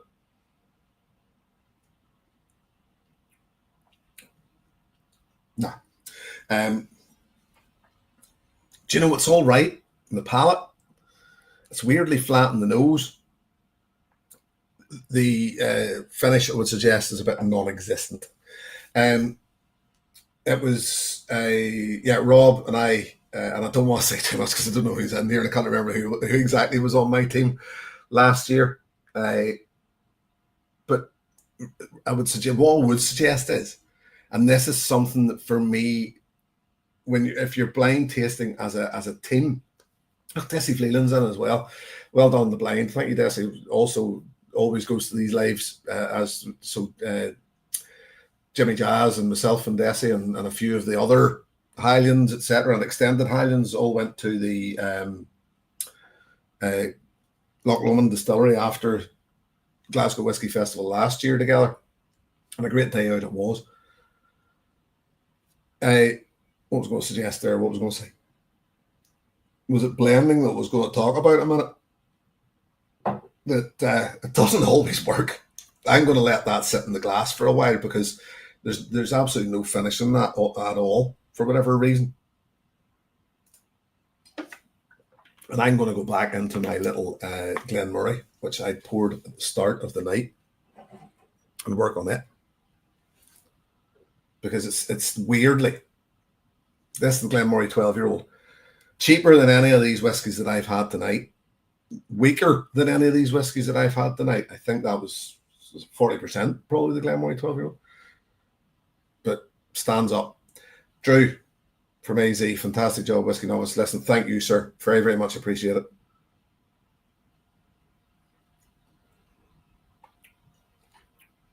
Weirdly, if you'd have told me this Glenmorangie was part of the Flora and Fauna series that was drinking tonight, I would have believed it.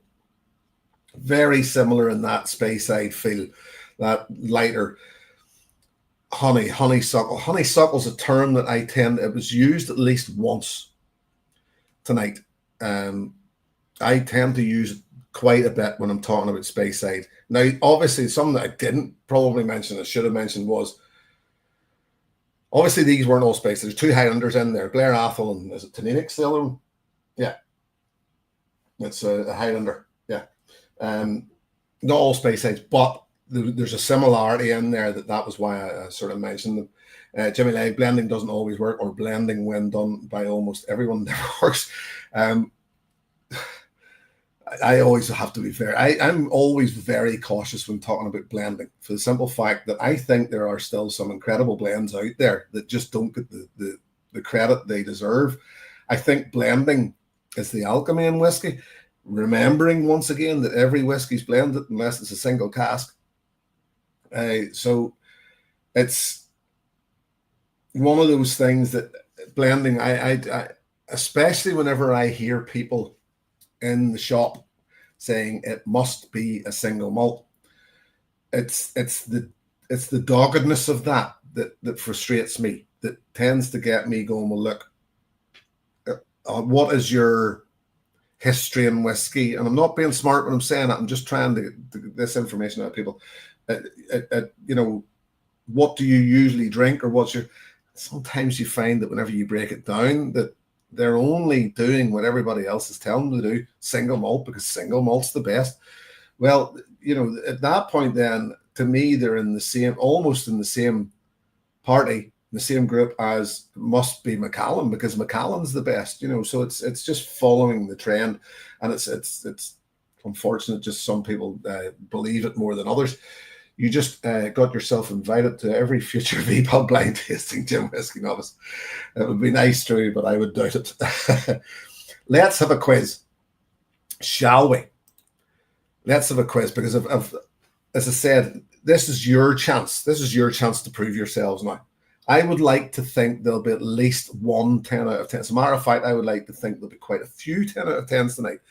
So, get yourselves together for this one, people, because I don't think that you'll struggle. Diddle the dram.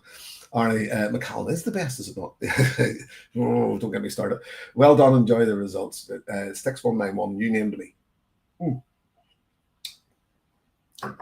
Eyes down for a quiz. Let's add this to the stage, and then I'll see. I'm going to keep the screen that size. I was going through this earlier on, and when full screen didn't work so well. Who made the quiz? Menno? No, it wasn't. It was myself in this case, Greg. Just no asshats. I don't think, Jerry, you see, the thing about it is, there's no banana skins, there's no asshats. It's just one of those things that I've made a quiz based around something that I thought was, we'll see. It's easy for me to talk these things through, talk them down. So look, if you're ready to go, let's just do it. Question 1, in 1608, King James I issued a license to Sir Thomas Phillips to distill aquavit or usquebaugh. This is the old English spellings of these, so before anybody brings it up, within the territory of where in County Antrim. So it'll be easy to know where we're talking about when we, which distillery that we're sort of blethering on about. So was it A, Ullid, B, Hurtletoot, or C, Rout? Question 1, this is, in 1608, King James I issued a license to Sir Thomas Phillips to distill aquavit or usquebaugh within the territory of where in County Antrim? Was it A, Ullid, B, Hurtletoot, or C, Rout? I'm not seeing too many answers getting fired across the bow just yet, so I'm going to hang back on that one for a moment. It was I'll drop you a little clue. It was certainly the area of Coleraine in County Antrim, but this was sort of the territory of where in Coleraine in County Antrim. So I'll let you hang over a minute, because the answers, as I say, just weren't flying in just yet. I mean, if you wish to just fire something out, it's maybe just a guess. To say it's an easy quiz, it's, you know, as I said, it's easy because I wrote it, but it was based around sort of questions that I could have almost said had an interest or a sort of steered toward an answer somewhere. Whiskey Games Matt saying, I'm hoping the number of dashes in the question, the number of letters. It wasn't, no. So if you wish to change your answer now, because it wasn't, it was just a certain amount of dashes is what I put in there. So in 1608, King James I issued a license to Sir Thomas Phillips to distill aquavit or usquebaugh within the territory of where in County Antrim. Well, that distillery that claims that time was Bushmills Distillery. As the oldest licensed distillery in the world, it was that very license, and it was in the territory of Rout, or Root or Rout, but I would imagine it was Rout. I've seen an awful lot of A's and C's, so I'm actually pleased because I've divided you a little bit already. So it was, I'll go quickly back to them. Uliad, or whatever way it's pronounced, is actually Armagh, and it went further on to be, I think actually the name Ulster would probably derive from Uliad. Hurtletoot, believe it or not, is actually a place, it's a townland about 5 miles away from here.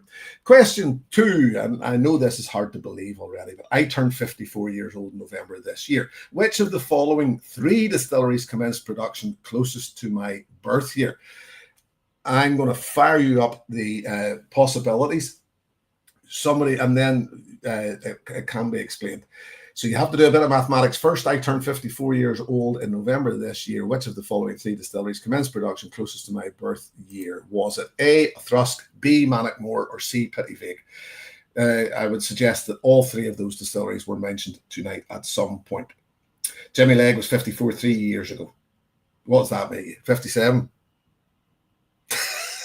Yes, it makes you 57. I didn't actually realize. I thought you were actually closer to my age than that, James. So Petehead coming in with a C. I just shouldn't be naming names there straight away. As I said earlier on, there can be a tweak in this one. So I'm going to, at the end, I will explain the tweak, but you should be able to do the maths around this as well. I turned 54 years old in November this year. Which of the following 3 distilleries commenced production closest to my birth year? Was it A, Thrusk, B, Mannockmore, or C, Pittyvake?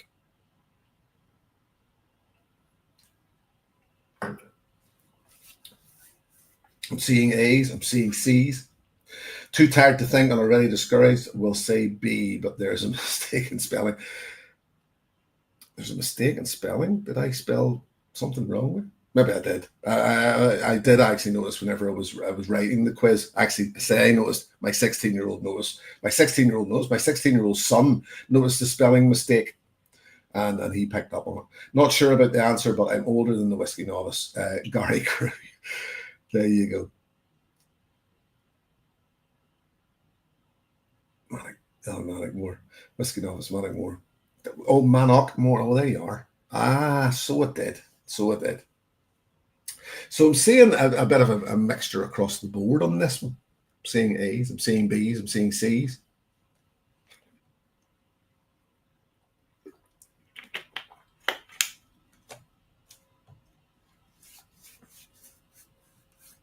I think there's enough of you in with an answer. If you're happy that I'm going to tell you what it was, and then I'll explain what I was talking about. So I turned 54 years old in November this year. Which of the following 3 distilleries commenced production closest to my birth year? It was, of course, Manickmore, which is spelt wrong, as Greg did point out. And the reason why there was a bit of debate in that one was that the other two are 74. So Manickmore was 71, which is my actual birth year. The other two were 74. Yes, you could suggest that 72. I could also have been born in 72, the way it rolled in, but 71 for Manickmore would still have been the closer year then. So Manickmore is the answer. Question 3. Which of the following distilleries features exaggerated U-shaped bends in their line arms before worm tub condensing? Which of the following distilleries features exaggerated U-shaped bends in their line arms before worm tub condensing? You're a smart lot. You'll know this one. Was it A, Glencadam, B, Talisker, or C, Cragganmore?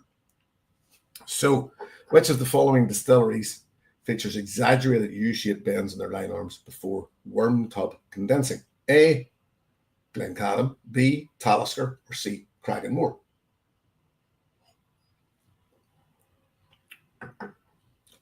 Jimmy Legg said Clynelish was 67, which was way cooler, Jim, because that's obviously your birth year.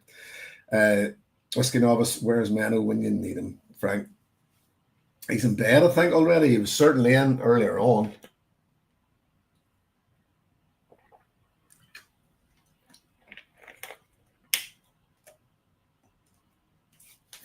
Gary Carew, you sure this isn't a Menno quiz? It's actually that yet again. I'm pleased that you're saying that. That's kind of you to offer. Which of the following distilleries features exaggerated U-shaped bends in their line arms before worm tub condensing? Scott Allen says Mennos are easier. Bloody sure they're not. I've been in chats with Menno. So, you know, it's probably no secret that at the end of the day, I'm hoping that they will, or that Menno and I will get it tied up for the next live stream that he'll be in to do a quiz, or certainly be able to supply a quiz for it. Menno's very busy at the minute. I think he's actually on vacation himself. So I'm seeing lots and lots of C's, the odd B, not too many A's. Which of the following distilleries features exaggerated U-shaped bends in their line arms before worm tub condensing? Is it A, Glencadam, B, Talisker, or C, Cragganmore? The answer is Talisker. Glencadam do have U-shaped bends in their line arms, but obviously no worm tub condensing. Talisker are known for their U-shaped bends in their line arms. It was in there for reflux, the amount of reflux. Cragganmore, obviously worm tubs, but not these U-shaped bends in their line arms. So the answer was Talisker. It was one of those ones that I've known weirdly. You know the way there's things stick in your head? Long time ago, I remember hearing that, and then I went and did a bit of fact checking on it. Rowan Co in Dublin borrows its name from the old George Road distillery. It's now within the St James's Gate Brewery complex, but in what is it housed? Is it housed in an old storehouse, an old fire station, or C, an old power station? So Rowan Co in Dublin borrows its name from the old George Road distillery. It's now within the St James's Gate Brewery. That's the Guinness Brewery complex. But in what is it housed? Is it an old A, storehouse, B, fire station, or C, power station? Whiskey with Molly Ben says this is a massacre. Gary Carew, I've had a tour of Talisker and still got the question wrong for. No, as I say, it was weird. I don't know what it was about those U-shaped bends. I remember whenever I was getting into whiskey properly and getting seriously into whiskey, and there was something about, I remember them talking about the reflux that Talisker were trying to get to the point where it was almost, so reflux that everything was almost like triple distilled, where it was just being put through so often. And the fact that Talisker still used worm tubs. So it was just something that I had to make sure and fact check again to make sure that I wasn't getting it wrong. Whiskey Novice, I think we are all more made for Aquavita quizzes. Well, he lends an awful lot or borrows an awful lot from Scotch whiskey. There's quite a few Scotch whiskey questions in this quiz to come yet, but I like to dart around the world a little, and it makes it a little more interesting, a little more difficult. It's this that when Menno throws in these Menno's quizzes, I just find so difficult, and they can really make you feel stupid. In that it's the anyway, we know his quizzes are tough. I thought this was easy, to be honest with you. Let's see, I forgot to scroll up there.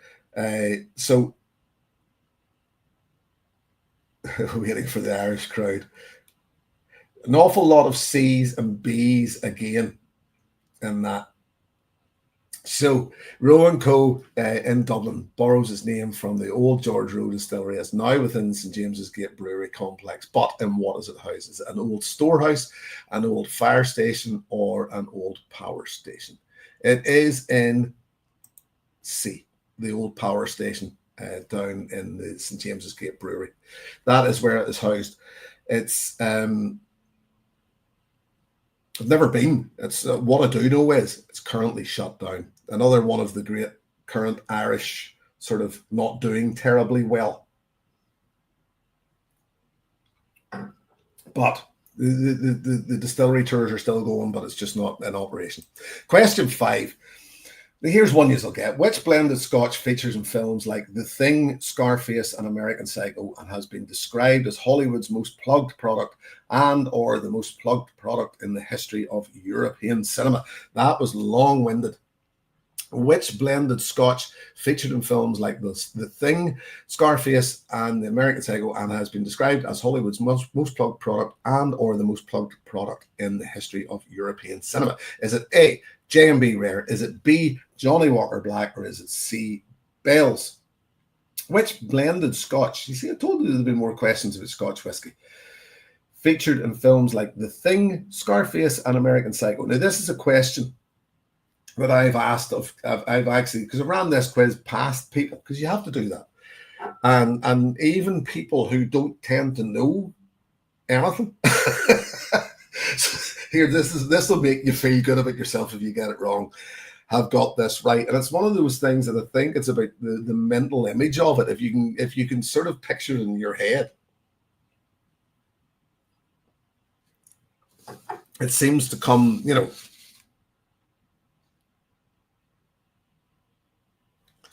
just I knew it's something written down, but I couldn't remember what it was.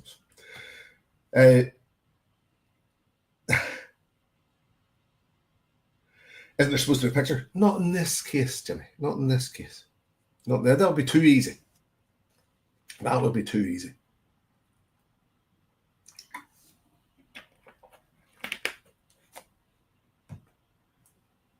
Which blended Scotch featured in films like The Thing, Scarface, and American Psycho?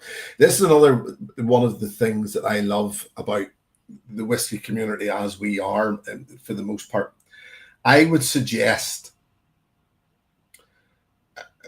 given that we know each other's sort of, each other quite well and all that that there's not a massive swing in age between an awful lot of us, as in, there's probably from the oldest to the bulk of the youngest is probably around the 20-year mark. And when you get past a certain age, then you sort of, you'll hang about with anybody at any age, really. And this is a question that sort of falls into that, because these are movies that probably most of us would have seen then. Which blended Scotch featured in films like The Thing, Scarface, and American Psycho, and has been described as Hollywood's most plugged product and or the most plugged product in the history of European cinema? Most answers are in, I would suggest. Some are changing their minds because people are following suit. Is it A, J&B Rare, B, Johnny Walker Black, or C, Bell's? It is, of course, A, J&B Rare. And The Thing was actually the film that most I could picture in my head. It was Kurt Russell with that ball in hand. And somebody actually said, I definitely read somebody saying about Blade Runner and the Johnny Walker Black. I believe that's true as well. But it was J&B Rare was the one that they talked about, to the point where, because I couldn't remember the name earlier on, Justerini and Brooks, there was a director, and I was trying to remember I couldn't find the director's name again. I read it but couldn't find it. Didn't actually ask for J&B Rare. He asked for Justerini and Brooks when he was asking for his whiskey. How are we doing score wise? I see Nicholas is 1 out of 5, Jimmy Legg 3 out of 5, Jerry Miller 3 out of 5, Pete Head 3 out of 5, Scott Allen 3 out of 5, Desi Leland 4 out of 5. So far the leader. Where's Roy? 2 out of 5. Stevie O 1 out of 5. Greg 3, Tobias 1, Willie Dolier 1, gets you on the board, Diddle the Dram 3, Gary Carew 1, and Molasses 1. But look, there's enough questions left to get you in there, so don't panic yet. Question 6. Balcones Distillery in Texas has become very well thought of among bourbon and whiskey lovers alike. But where did it get its name? You'll get this one. You'll get this one. I know it's not about Scotch whiskey, but you'll get it. Was it A, it was named after the Spanish word for balconies, reflecting the founder's love for architecture? B, it was named after a historic Texas ranch owned by one of the founders? Or C, it was named after the Balcones Fault, a geological feature running through Texas? Desi Leland is saying, Desi has been, Jimmy Legg is saying has been our leader for quite some time. Yeah, I would agree. So Balcones Distillery in Texas has become very well thought of among bourbon and whiskey lovers alike. But where, hence, did it get its name? It was named after the Spanish word for balconies, reflecting the founder's love for architecture. B, it was named after the historic Texas ranch owned by one of the founders. Or C, it was named after Balcones Fault, the Balcones Fault, a geological feature running through Texas. Nah,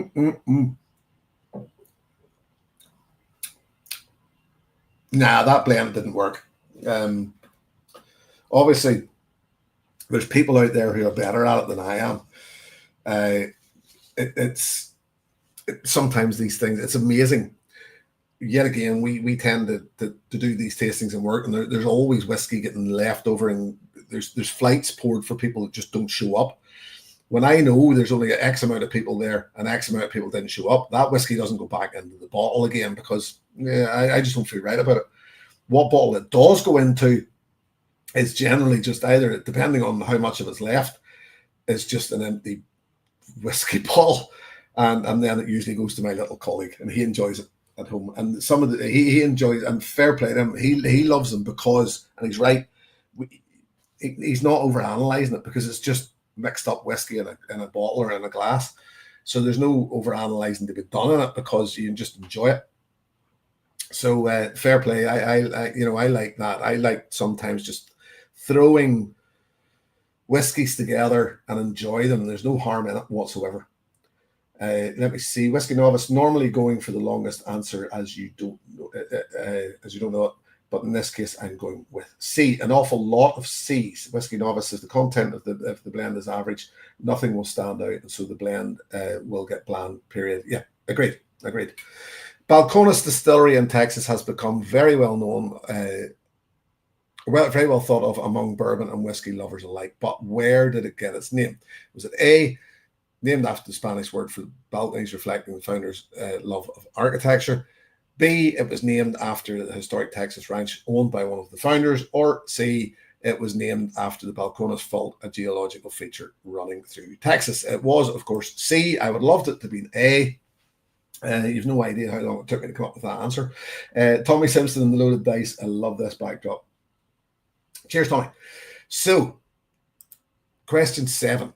Here's one for you, Jimmy Legg. In which Canadian town is Crown Royal whiskey produced in? It's simple. It's simple. Is it A, Rossburn, B, Gimli, or C, Traherne? This would, even if it's away from our beloved Scotch whiskey.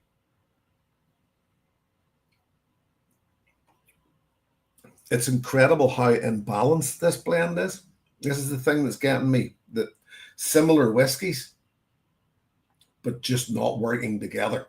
They don't want to play together. I think even if left, they still wouldn't marry.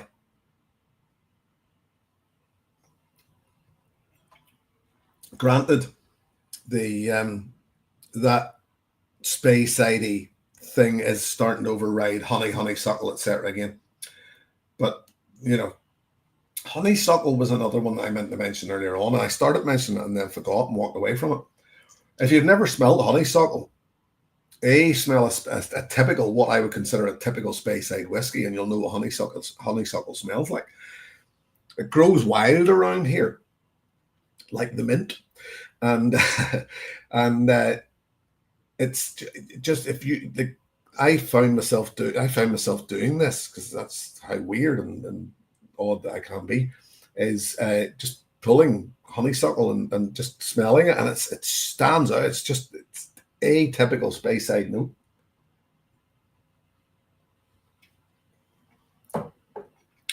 Which Canadian town is Crown Royal whiskey produced in? Is it A, Rossburn, B, Gimli, or C, Traherne? The answers are flying in, and most of them, I would suggest that the bulk of what you've been answering is B, is what's been coming in. And B is the correct answer. Gimli. All, as Jimmy Legg pointed out, Manitoba, all roughly the same size towns in Manitoba. Rossburn, Gimli, and Traherne. But they don't all make the great Crown Royal whiskey. Only Gimli does that. Somebody else pointed out Gimli, son of Gloin, was it? Which, when I was running this test past this quiz past my son, he mentioned that as well. So, question 8. Cascade Hollow is a bourbon distillery in Tullahoma, Tennessee. But which bourbon is it famous for? Simple, easy. Cascade Hollow is a bourbon distillery in Tullahoma, Tennessee, but which bourbon is it famous for? Is it A, Larceny, B, Evan Williams, or C, George Dickel? Cascade Hollow is a famous distillery in Tullahoma, Tennessee, but which bourbon is it famous for? Larceny, Evan Williams, or George Dickel?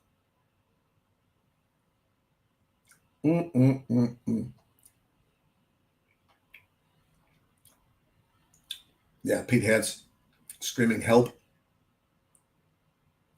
James Morgan, Dickel for me. I'm sure. No, it's not funny. It's not funny. Doesn't matter how funny I try to make it in my head. Jimmy Legg doesn't care.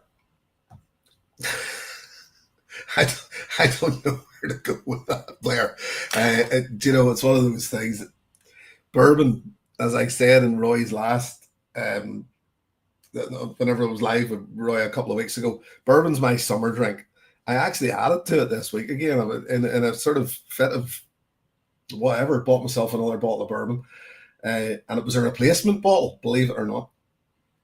I just like that sweet edge in the summer. I like something sweeter in my palate. I like, and bourbon is the one that does it best for me.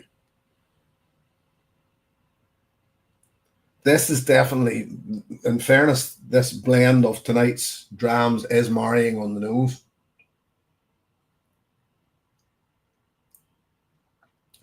Jimmy, you're not serious, are you? Tullamore Dew is a summer drink. Love it. Tullamore Dew, I suppose, in fairness, out of the Irish blends, would be one of the better ones. It's a blend of pot still, malt, and grain, but still Tullamore Dew.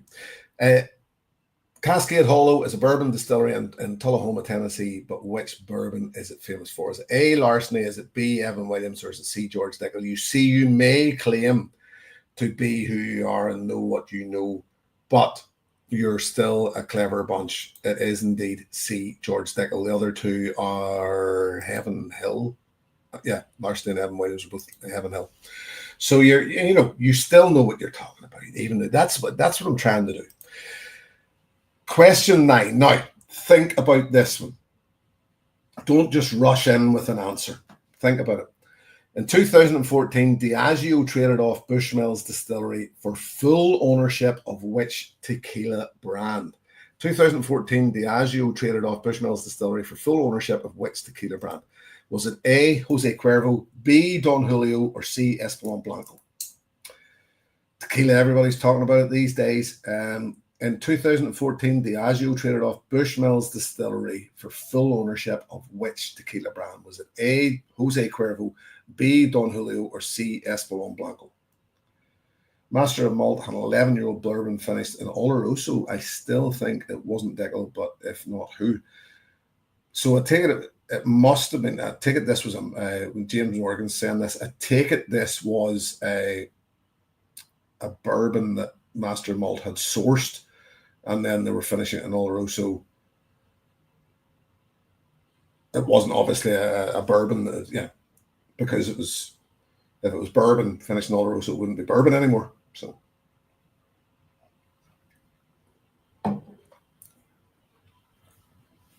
in 2014, what I will say is that there's more of you in here than I thought there would be at this point, and you are doing better now. As the quiz went on, there was an early question thrown in there that threw you a wee bit. There's maybe a couple of questions in there, but you are definitely moving up now. You are doing well. You're you know, you're in the heart of the quiz now. Well, almost finished actually. Almost finished. You're doing well. Greg's Whiskey Guide has said A, or was it a banana skin? I don't do banana skins, Greg. It's one of those things that, yeah.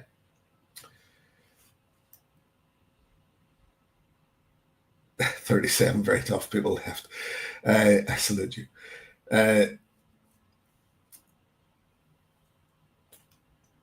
So, in 2014, Diageo traded off Bushmills Distillery for full ownership of which tequila brand? Was it A, Jose Cuervo, B, Don Julio, or C, Espolón Blanco? The answer was, and most of you got this correct, Don Julio. This is why, Greg, I said, sort of focus on this. Technically, a lot of people think that Jose Cuervo own Bushmills Distillery now. Technically, they don't. It's actually Proximo, who are the mothership, if you will, who own Jose Cuervo. In 2014, Diageo traded Bushmills off to Proximo for their percentage. Proximo owned a percentage of Don Julio, and Diageo wanted all of it. So they traded Bushmills for Proximo's percentage of Don Julio plus cash. And that was how, so they basically, as I said in the question, Diageo traded off Bushmills Distillery for full ownership of Don Julio tequila. Jose Cuervo are owned by Proximo. And yet again, a lot of you's got that right. So well done. So scores on the board going into the last question. You see, as I said, you are doing all right. Let's see. Scott Allen, 7 out of 9. Jerry Miller, 6 out of 9. Nicholas, 5 out of 9. Stevie O, 5 out of 9. Tobias, 5 out of 9. Pete Head, 7 out of 9. Gary Carew, 5 out of 9. Where's Roy, 6 out of 9. Jimmy Jazz, 5 out of 9. Gary Carew, recovered well. You did. No one ever believes your score, Ben. Yeah, indeed. And Greg's Whiskey Guide, 6 out of 9. And Molasses Mike, 4 out of 9. So, end of the last question.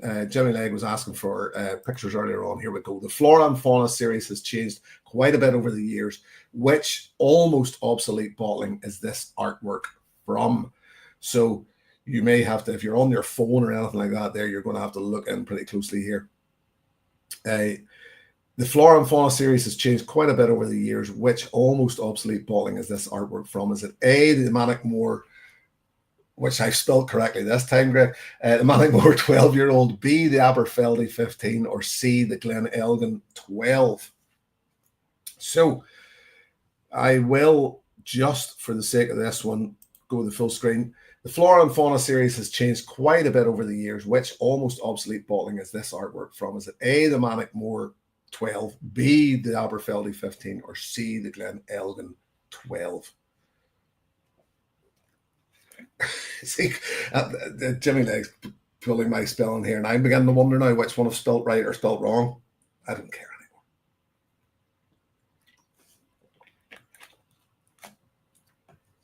I'll leave that up there in full screen because I tend to watch. This is part of my issue whenever I'm watching the Vpub. Is I'm usually watching it on my phone, and it's very difficult to see a lot of times what I'm actually watching.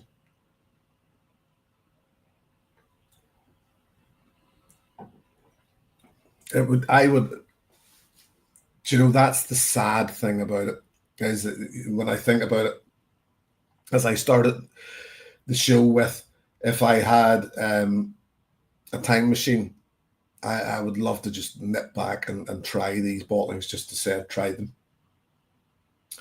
Is that how you spell Glen in Northern Ireland? What did I? Yeah. What, what have I spelled wrong there? I mean, Glen Elgin. Yeah. You've, oh, Jimmy.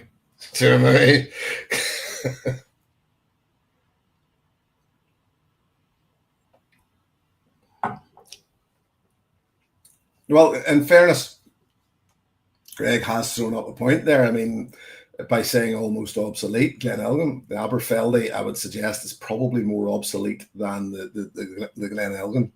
I'm throwing it out there in that, let's face it, Aberfeldy or what now, Dewars were only owned for a year by Diageo, 97 to 98. So, you know, that's quite obsolete as well. But just putting it out there. Just putting it out. I may have changed James Morgan's mind.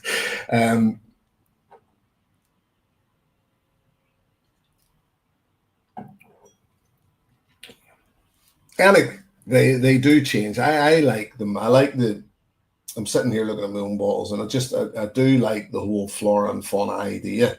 That's going to sum this up tonight. That the whole idea behind Flora and Fauna in general, I think, is it's almost a tired idea because of independent bottlers, which is sad. But Greg's Whiskey Guide said pre-Diageo, it would be around the same time. I think it was about 97, 98 that they became Diageo. The Guinness and I can never remember the name of the other guys.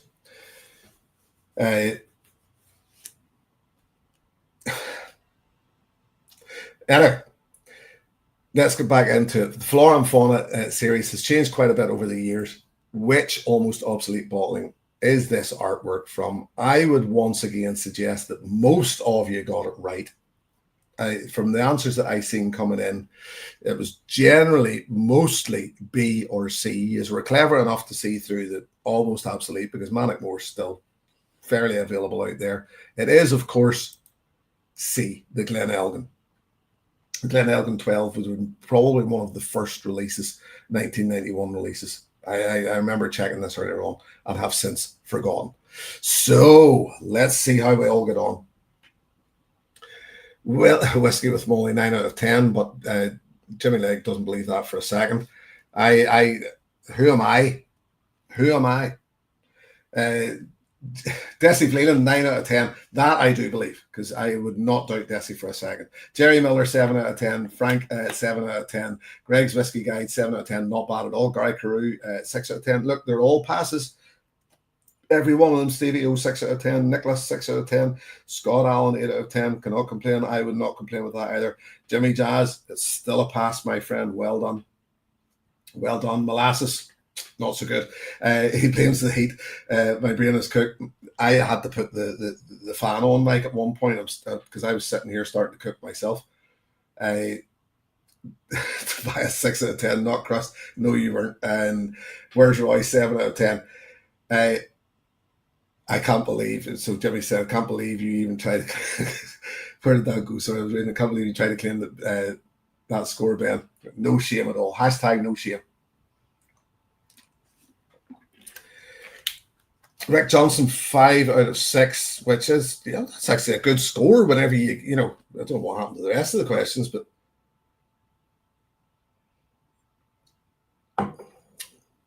What's this conspiracy theory? 6 out of 6 in the blind's my arse. Ben's saying, you can say what you want, my friend. I'm claiming that one forever. That's going to my that'll be buried with me. That one.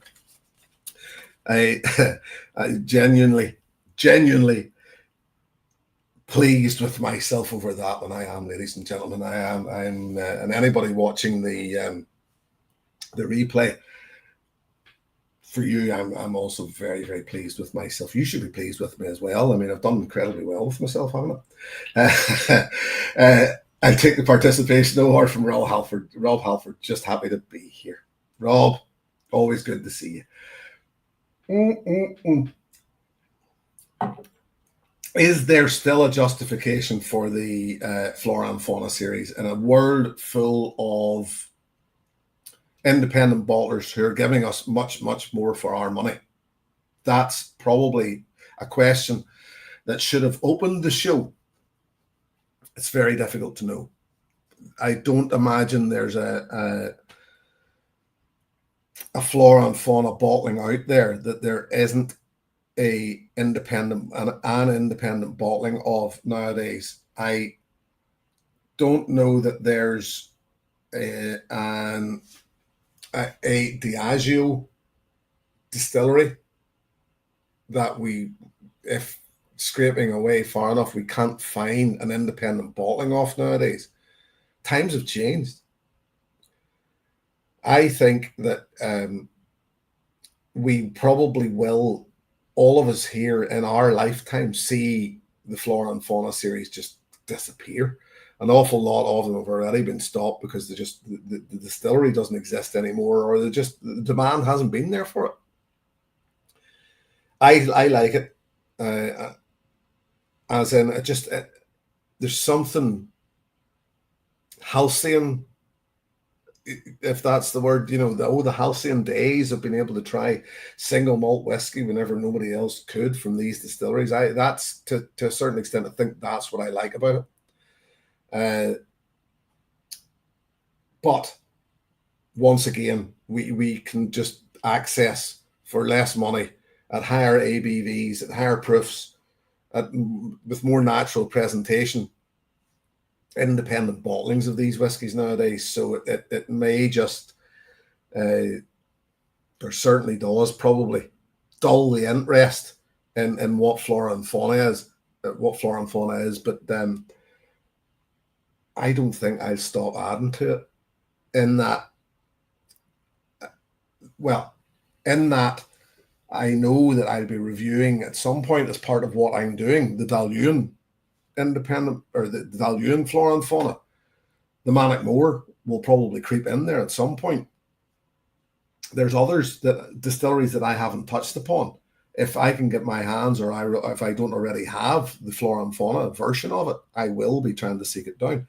So, I still have a soft spot in my heart for the Flora and Fauna series. I just think it's there's something beautiful about it in its own way. I'll pop back into the chat quickly before I go. Ben's off. Good night, Ben. Sleep well, my friend. Let me see if it sticks better informed, I guess. Good question for me. The answer is make them all indie. Yeah, small batch with no crazy recipe, then suppress. I said it earlier on. I believe that we're demanding higher proof. We're demanding tired bourbon casks to taste the distillery over the oak sometimes. So we're getting more demand. And thank you so much, Jim, for a great show. Loved it. Jerry, thank you very, very much. That's very, very much appreciated. Where's Roy? Yes, Jerry Muller was not prepared for that. Knocked me off. Let me see. Whiskey Novice, thanks for handling the Vpub tonight. Enjoyed it. Congrats on the blind tasting sweep. Thank you, Scott Allen. As I said, I will dine out on that myself. It matters not to most other people. Unfortunately, I will be, when this stops being live, taps off, round the house, everybody else is in bed. Doesn't matter anymore. But there you go. Petty Vake did kill some old style Macallans when I tried it a while ago. It's a sherry monster. That's good to know, Greg. That's something to look out for. Desi Leland, thanks for tonight, Jim. Good night, everyone, and have a great weekend. And I can only echo that. Thanks for the company, Whiskey Novice, and everyone. Good night, Tobias. Cheers, Jim. Next week, quickly, for anybody that's still left in here, a reminder that next week, Arthur Motley and Dave Broom, Liquid Antiquarian YouTube channel, Distillery Disasters. I pop in for that. I would suggest. I would like to, because that sounds. I mean, well, like Dave Broom's involved. It's already got something interesting all over it. Night all. I had to drop out, so no quiz for me. That was from Lachlan McKenzie. But look, not everybody can hang around. I usually don't. I'm usually one of the first people pulling the parachute. Listen, thank you all for joining in tonight. That was. I can't really thank you enough. When you stand in for these things, you hope upon all hopes that people will come. You'll pick up some of the viewers from whoever it is you're standing in for, but generally an awful lot of people go, if it's not on, I'm not going to the Vpub if it's not on. It doesn't matter who's hosting it. So I appreciate you being here. I genuinely do. I had my little victories tonight, and I was quite pleased. There were no 10 out of 10s in the quiz. I thought there would at least have been at least one.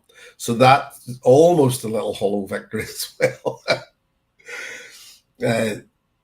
Listen, thank you very much. Always appreciate it. Always appreciate it. Until the next time, if you're watching me in a review, or if you're back in the 14th of August for my next live stream, standing in here for Roy. Until then, look after yourselves. Thanks for joining me tonight. Here's to your good health. Cheers.